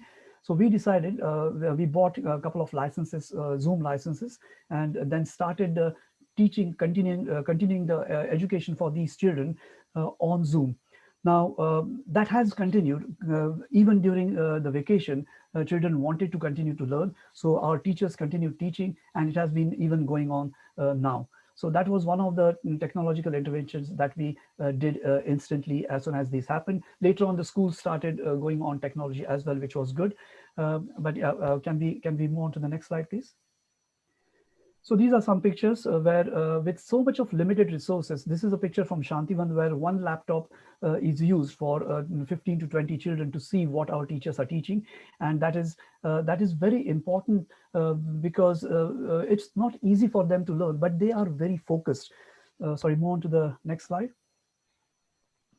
Thank you. So what we do is we as I said, we have paid Zoom accounts, that is fine, but we Each lesson that is conducted online, we have a coordinator to mind the classroom, because teaching in front in the classroom is different experience from teaching through technology. We have to train our teachers to work and use the technology and make the lesson effective. You can't focus on each and every child. And my priority is always that the teacher has to look into the eyes of each and every child, which practically becomes difficult. So the coordinator does help in some form, because some of the children join the lessons from their home. That makes it a bit more tricky, but again, due to the school closures, that is the only way they have to do, but which also makes a bit tricky for the for our teachers, which again coordinator helps. We have a challenge there. Shared for the students who join from home, they just have shared one phone, or even sometimes no phone, so they cannot join. And that phone may or may not be available. I was talking to one of our principals very recently, because I saw that the number of students who were attending that was dwindling down recently. And she said that, what can I do about it? I'm trying to get them join the lessons. They want to join, but some of the parents have lost their job. They don't have money to even do for the basic survival. You can't expect them to charge their mobiles to get their children to work. So those are the challenges even now. Yeah, can you move on to the next one, please?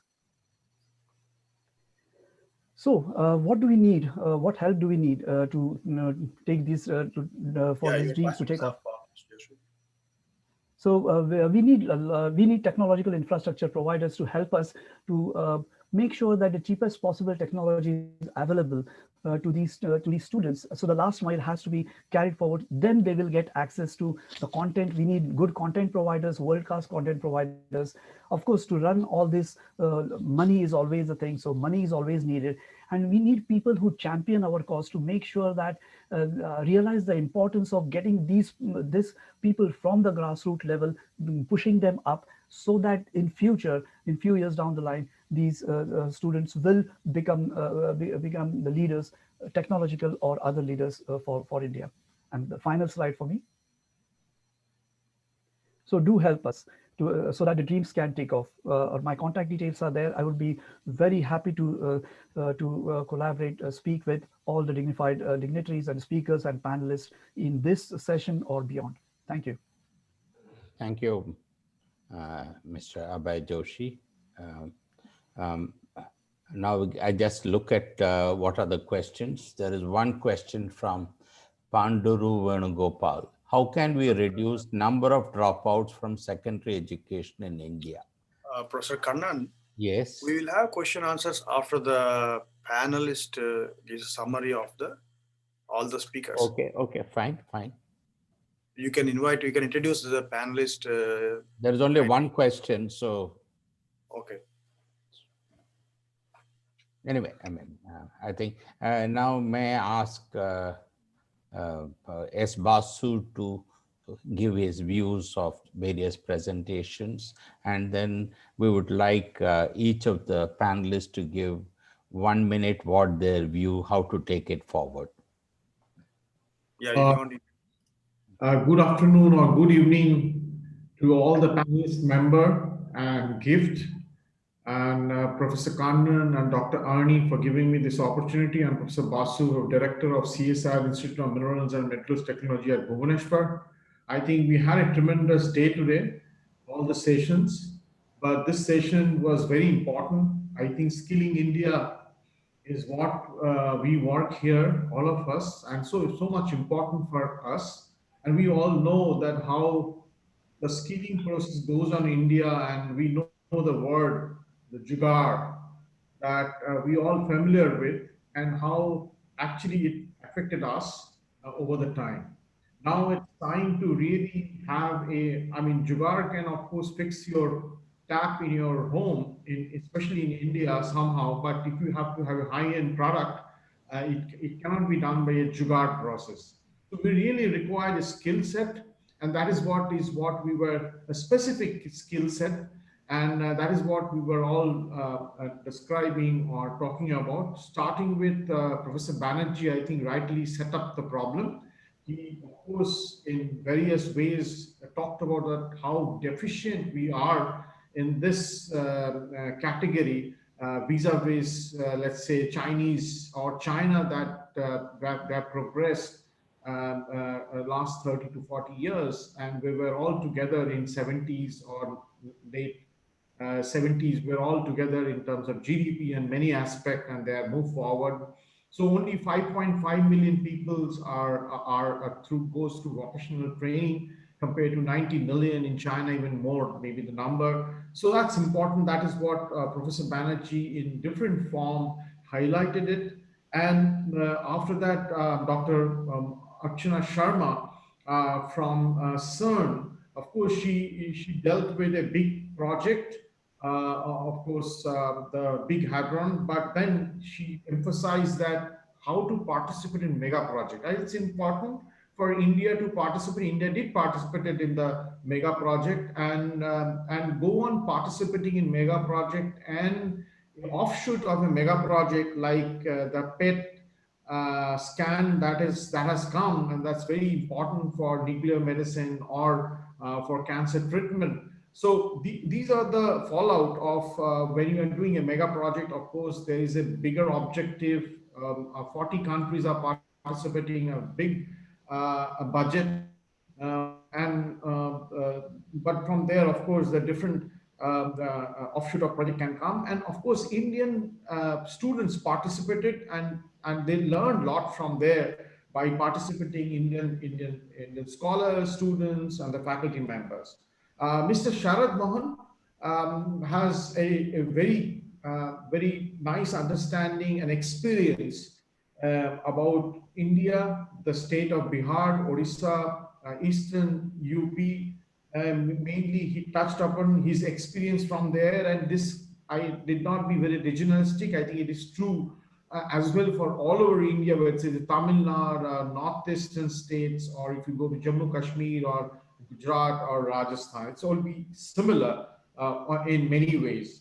So he talked about that how we can deal, how we can do things right. You can have a route, academic route, but you can have a skill-based route to give jobs. The most important point that I like to highlight here, we know the problem, but we don't know the solution. The things are happening in a very organic way. In India, things happens very organic way. It's not a very stringent, straight-jacketed, rule-based things happen. So far, if you see, many things happen very organic way. But if I just have a very good Hochschule, the German model here, a very good hands-on training or skilling school, but then I have to have a job for them. At the end of the day, there should be a job, there should be a market, there should be where they will be, I mean, the product that would come out, those innovations have to be there. If that is not there, then just skilling will not work. And it's kind of a catch-22 situation. So these are important points given by Mr. Sharad Mohan, which I just added from my side. But I think he talked about different aspects that using our mother tongue, leaving the knowledge and moving forward with a hands-on training, center of excellence and in education system and research project and things like business model or giving the commerce or the importance of IPR, even the school level. Why don't the economics, the mathematics, everything goes side by side, even from the class 8, including the IP, the patent, right? The importance of that, how to write it and what you should write, and all these things at least will start from the school level, not in the graduate level. That's the important point he talked about. Dr. Ajit Jorkar is very pointed discussion on AI, and he's been, of course, director of this course in Oxford University. And he mentioned that how important is AI going to be, and what are the difficult problems or engineering problems that AI can solve and will be solving, and it's going to come in a big way. Can India positions itself today to jump in and do a big way in AI? We have the skill set.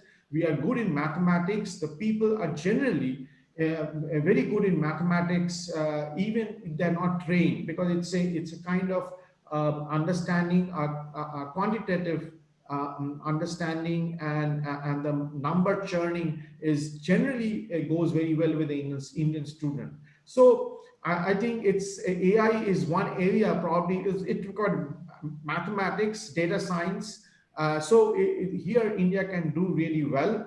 And he also mentioned different things like diversity. Diversity is very important for India, and we all agree that it's a diverse country and we have unity in diversity, and diversity actually gives you many things, whether it comes from culture, language, the habit, the many things together actually give you the whole community, and the science is part of it. Science is not that you can get from different diversities, you can get a science out of that also. And then he talked about cognitive dependence. Of course, these are all AI where we can go forward in future. And then Canada model of CIFR or US and UK model, he said, is much better than the model that Singapore or China is following as far as the AI is concerned.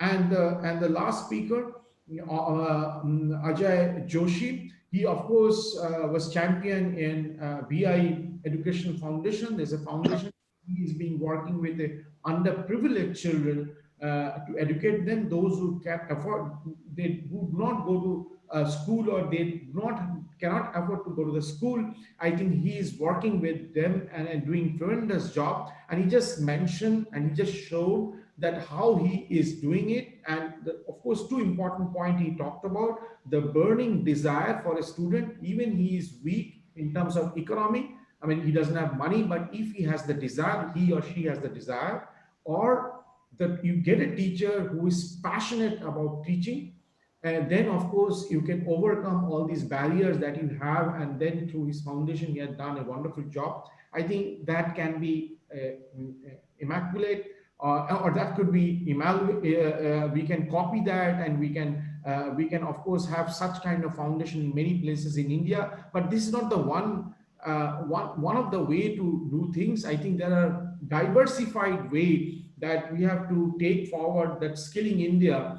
whether it is done in IITs or ISER or NITs or CSIR, it is done in a very dedicated school for only skilling. Those are coming up that we know that, I know specifically that Tata Steel, Vedant, and JSW and NALCO has come up a Biju Patnaik steel skilling center, steel in the sense for the steel industry.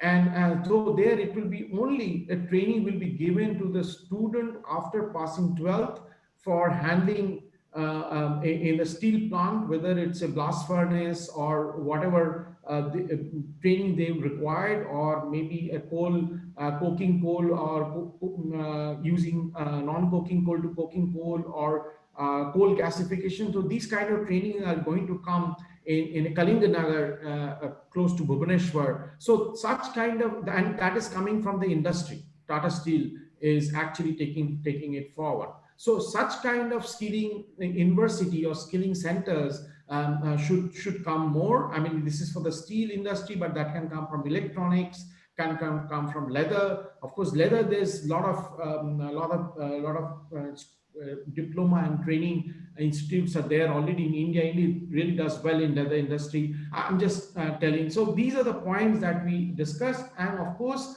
the things were set by our principal advisor to Prime Minister, Dr. Vijay Raghavan. He mentioned that in the pandemic situation, what India did and how they did it, and they want to position themselves in a big way in the coming years. And government is looking at spending more in R&D in a different ways. And the participation, the key factor is the participation of industry in R&D. That's a key factor, and that's how we should move forward. Otherwise, I mean, we have to give you a priority, whether we want to make roads or before we put 3% GDP in R&D. We want to make hospitals, or we want to make primary education school, whether before we put 3% in of GDP in R&D. That's the question. I think it's a all over. I think the overall approach should be every sector we have to work, and we have to work in tandem.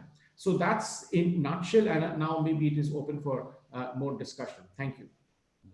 Thank you, Professor Basu. Now I request Professor Arni to take over the proceedings. Yeah. Thank you, Professor Kannan, for fantastically introducing all the speakers. And each and every speaker spoke exactly the thing what is needed for the Bharat, a nutshell. And then they themselves are very inspired to serve the scientific community, society, and it is evident from their talks that how much they really connected to see that Bharat, the idea of Bharat being flourishing in the future. And they also appreciative of the idea currently, various aspects of the government, the good things, and then what all the improvements in the education system is needed. And finally, Professor Basu fantastically summarized, and he brought important point about diversity. I completely agree that we have we are diverse country. That's the advantage. And here, being in the states, we have to all the faculty, not just me, all the communities, faculties, including the local, all the races, everyone have to annually go through a diversity course. That means how to give respect to other communities, how to interact with them in the coffee shops, how to interact with them in the office canteens. These are all courses have been taught because the people are not accustomed for the diverse cultures. But back there, I see that naturally, as Professor Basu mentioned, we have that advantage of being a diverse culture, and diversity increases the opportunities to think better way. And also, as Dr. Mohan mentioned about the mother tongue, that's a very, very important point. Training in the mother tongue, my kids speak here 3 languages. As I speak 5 different languages other than English, other 5 different Indian languages. I grew up in various cities, so I would like to speak various languages whenever I get the opportunity. When I go to temples here, I speak their language if I know their language. So my kids also speak. I insist them at home. I don't speak at all English. If they speak, my kids are little kids, so I insist them. I said I don't know English, so they have to respond me in their language. So that point of that is well taken, and then Professor Banerjee's point of the vocational education, that's and that's very well highlighted at the population pyramids he has shown and the age structures. These all after the British left India, that's very we had a really tough time because all the economy is gone. All the money they've been looted, and our own resources have been sold outside, and the agriculture profits have been shared at the West. The cotton industry, everything, the money has been driven out of the country. Everything driven out of the country. So it is big. We have to have very very solid approach to bring back. I mean, we can't bring back the money, but the technology, at least transfer the technologies, make our own kids happy and lively. So that point of Dr. Banerjee and Dr. Sharma, I know very exciting. I really very passionate talk given by her. So and same with Mr. Joshi about the vocational schools and AI. Very pointed talk as I mentioned, Dr. Basu. So these are all helpful for our own communities. And the questions, one of the questions that came up in that I would like to read the question, Dr. Ben. I think we didn't had a. So Dr. Banerjee, someone asked Pandaru Venugopal, he was asking how can we reduce the number of dropouts from secondary education media, Dr. Banerjee. Right. So I think other panelists also mentioned this.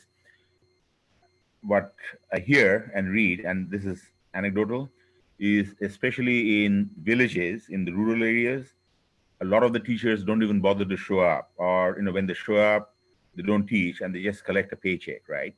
So I think if you have a carrot and stick approach where part of their salary might be tied to the graduation rates of the students at all levels, primary, secondary, or whatever, it could be either a penalty where they don't get part of the salary, or it could be structured as a bonus that depending on the percentage of students who graduate various grade levels in primary or secondary schools, they get additional bonuses. You have to have financial incentives, I think. Okay, so that might be a way of reducing school dropout rates. And similarly for the children, there could be bonuses. As they graduate different levels, there could be small financial incentives. Problem with that, however, is I've read reports where students, poor students in rural areas, if they flunk exams, they're so traumatized that they commit suicide. So, and I'm afraid that if you have financial ties with graduation rates for the students, if they don't graduate, the parents might get mad at them, child abuse and suicides and all that. I don't know. I mean, those are things to be looked at carefully. But certainly for the teachers, we shouldn't just pay them a salary just for being registered as a teacher. If they're not teaching and the students are not learning, either penalize them, or if the students, have acceptable academic outcomes, then, give them a bonus. Otherwise, it's simply not working in the villages. That's what I've read. Thank you. Thank you, Dr. Banerjee. And the question to Dr. Sharma is that to visit CERN, you have shown the photos. So to visit CERN, is there any scheme between the CSIR institutes and the CERN? Perhaps I might want to just add just what was mentioned earlier by Professor Banerjee, because I think that there used to be a very strong system of polytechnics in our country. And I think we have to really focus on strengthening that system back. And typically a student would enter a polytechnic after finishing the secondary and not going to the higher secondary. And that's where dropouts can be contained. This is a system that works immensely in Switzerland. Not everybody is obliged to go through the higher secondary. And even a carpenter is a professional, a garagist is a professional, and he has his degrees from these kind of polytechnics, so to speak. I think that we do have a system in our country. Perhaps it's not working very well, but then let us look at consolidating all these structures that already exist. And I think that Mr. Abhay Joshi is trying to do that. So let's just put our hands together in the different, let's say, corners that we are trying to work, and have a concerted plan on what we want to deliver. Because the youth is completely confused. They have no ideas on where to go, what to do. So that is, sorry, I took that question here. But coming to visiting CERN, I think in today's world, you just go on the web that was invented at CERN, and you can do virtual visits whenever you want, from wherever you want. In the pandemic situation, there will be no visits for very long time. All visits were canceled this year and also in the next year. So I think virtual visits is the game for now. And in the future, of course, there will be visits organized by India, so to speak. I mean, there are many, many visits and student opportunities. And yes, it's not easy because India is an associate member at CERN, but the quota system is there, and we get only 1 or 2 students. I mean, look at India and think of 1 or 2 students. It really doesn't work. So we need to have all the institutions in India which are doing mega science projects have opportunities where students can go and do internships or engage in research or do a project and sort of virtually visit any mega science project that they want to engage with and are interested. So I think we should leverage opportunities in our country and somehow remove this kind of, let's say, impression that, in our country, we do not have this kind of stuff that we are doing here at CERN. We do have, and let's try to showcase that in a big way. Thank you. Thank you, Dr. Sharma.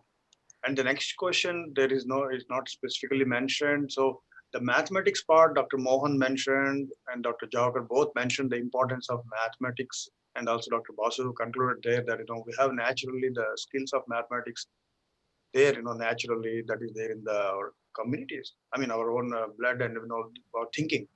So the question is, the AI, the education system, math. So do you think that India need to really more advanced, more designed mathematical learning, or we are happy whatever we have?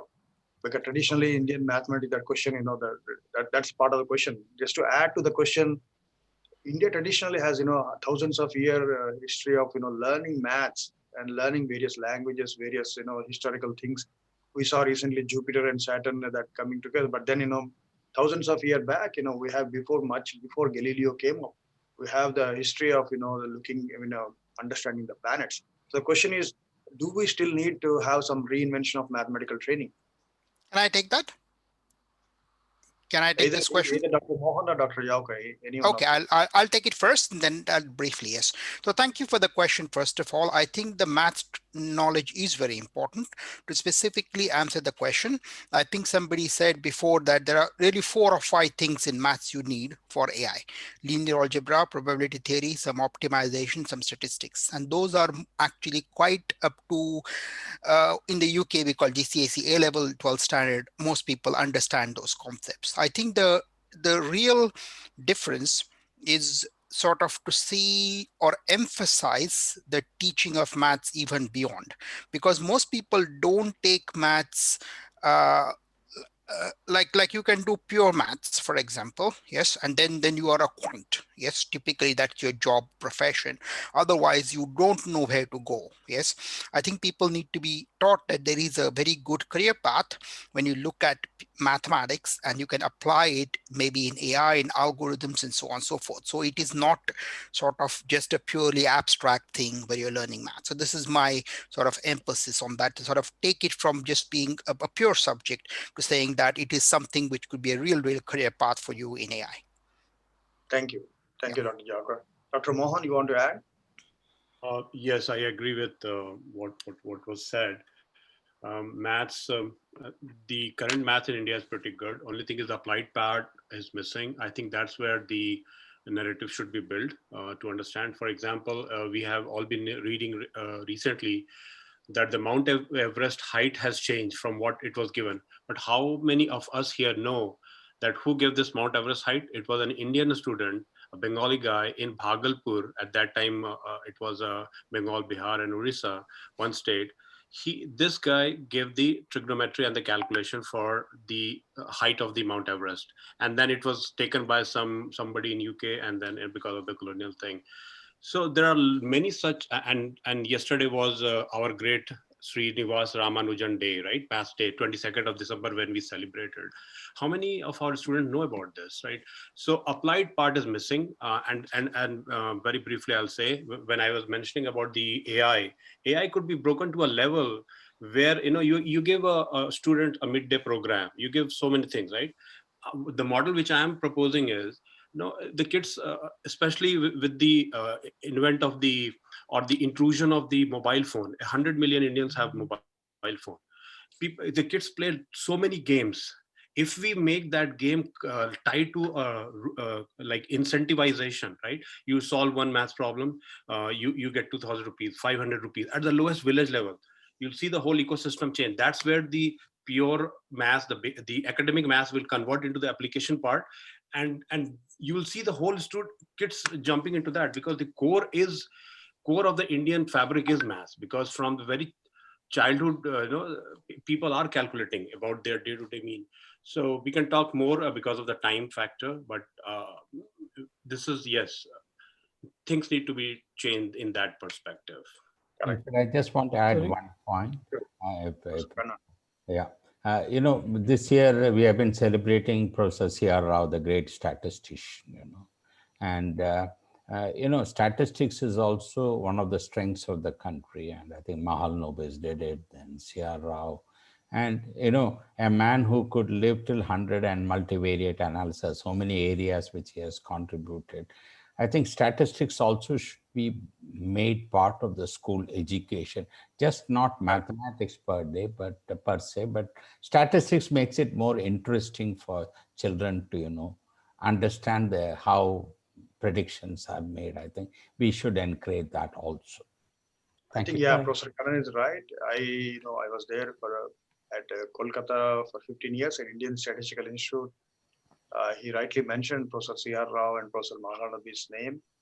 And Professor Mahalanobis built the ISI from the money he received from first Prime Minister of India, Jawaharlal Nehru.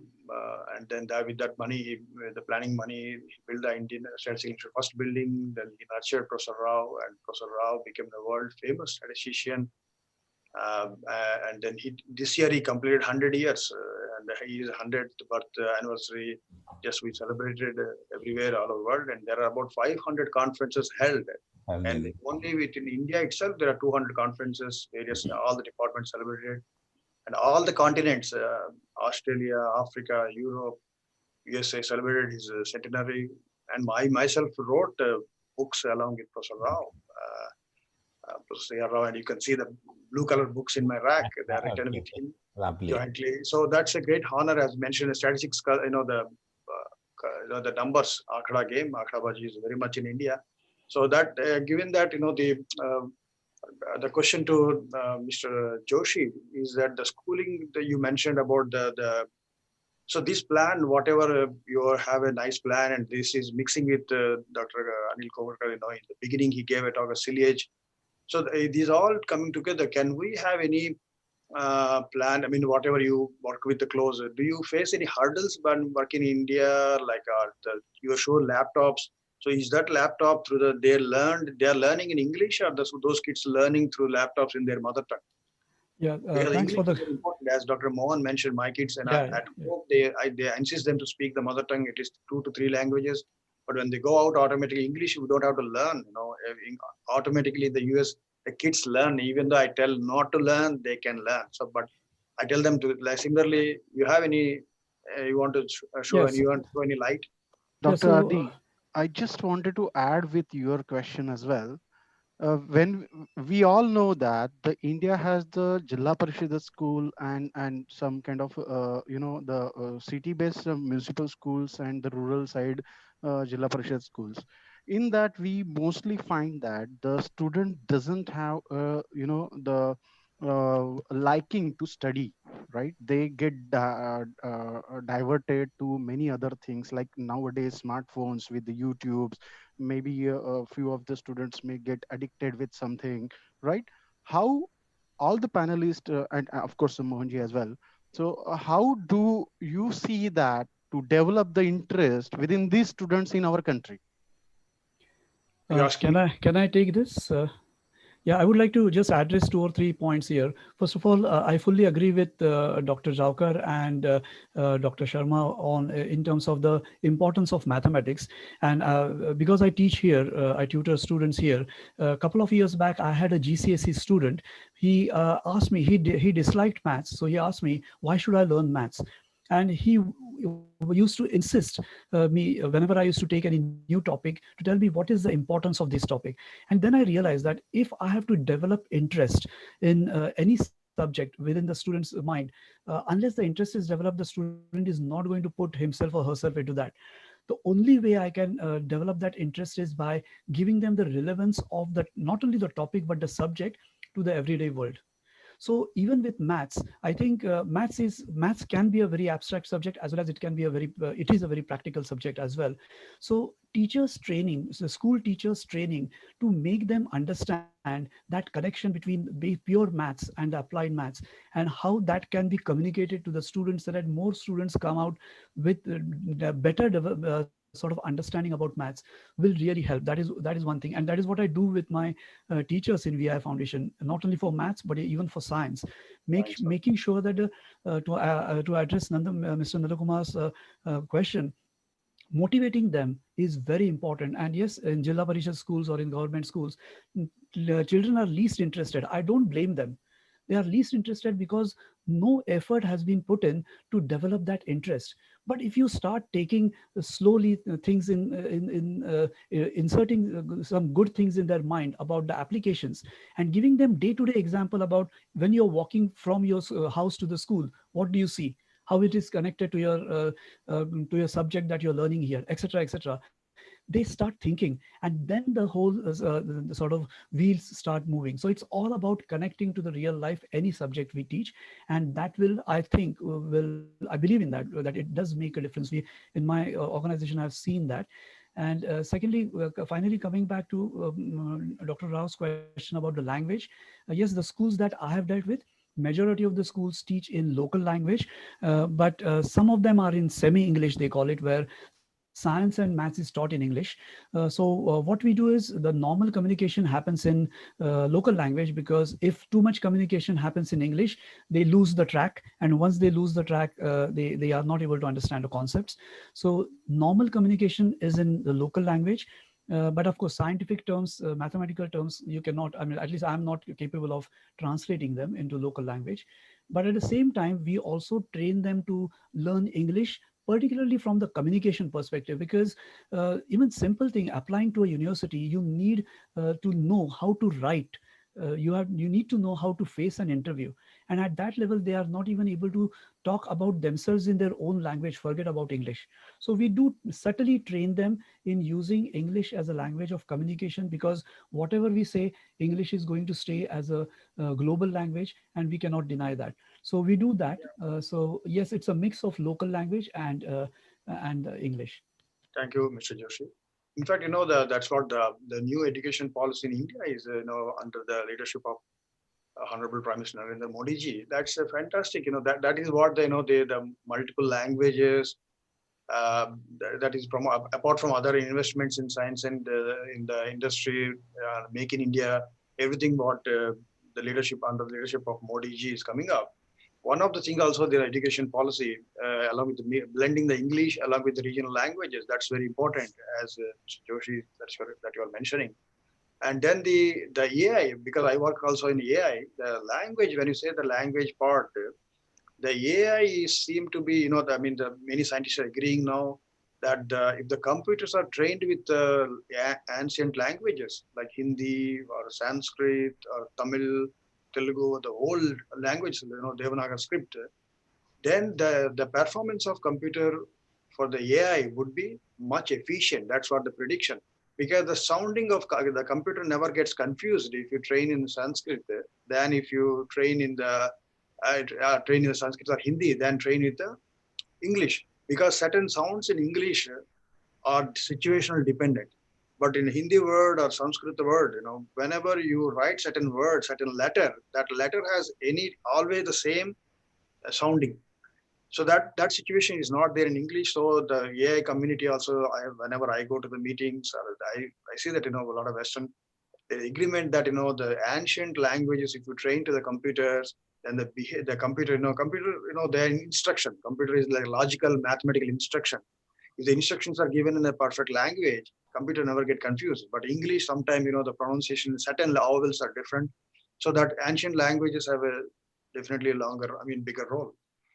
And if there are no more questions, I would like to hand out to, I want to thank once again all the speakers, the panelists, and then the co-chair, Professor Kannan, and the organizers, Dr. Rama Bansal, Dr. Mohit, Dr. Nandakumar, everyone at the IT, Mr. Srishti Jindal.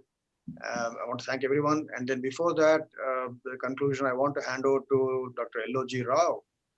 Dr. L.O.G. Rao, you're there? Namaste once again. We had anticipated that this education, a subject that is dear to all of us, this session is going to overrun. I knew this. We slated few presentations so that we can engage in larger discussions. And I underestimated myself about how much time we could have given. But any case, thank you. But please consider two things. Since we cannot come to a formal closure here, I sincerely request you to share your thoughts in a proposal format. That is one. Second one is, at some point of time, a time that is convenient to globally suitable, we are going to schedule a webinar. And there we will invite all of you as panelists. And there probably you can come and share some of your thoughts. With those two thoughts, we will close today, but as you know, tomorrow we have three very important sessions. One is the health one, which is session 4. Then we have the interactive session. I think I have sent Google Forms to all of you. Take few minutes and put your inputs in terms of, because tomorrow, if you want to move forward, all of your challenges, observations, learnings, we need to compile and we need to share it. And the last is the valedictory, where we will have opportunity to hear from our dignitaries. So with those thoughts, I will say today, namaste, and look forward to seeing you all tomorrow. Nandakumarji, back to you for IT closure. Namaste to all. Namaskar. Thank you. Thank you very much. Thank you, everybody. Thank you, Dr. Ani and Dr. L.O.G. Yeah. Thank you. And Dr. Kannan as well. Yeah. Thank you, everybody. Thank you. Thank you. Thank you.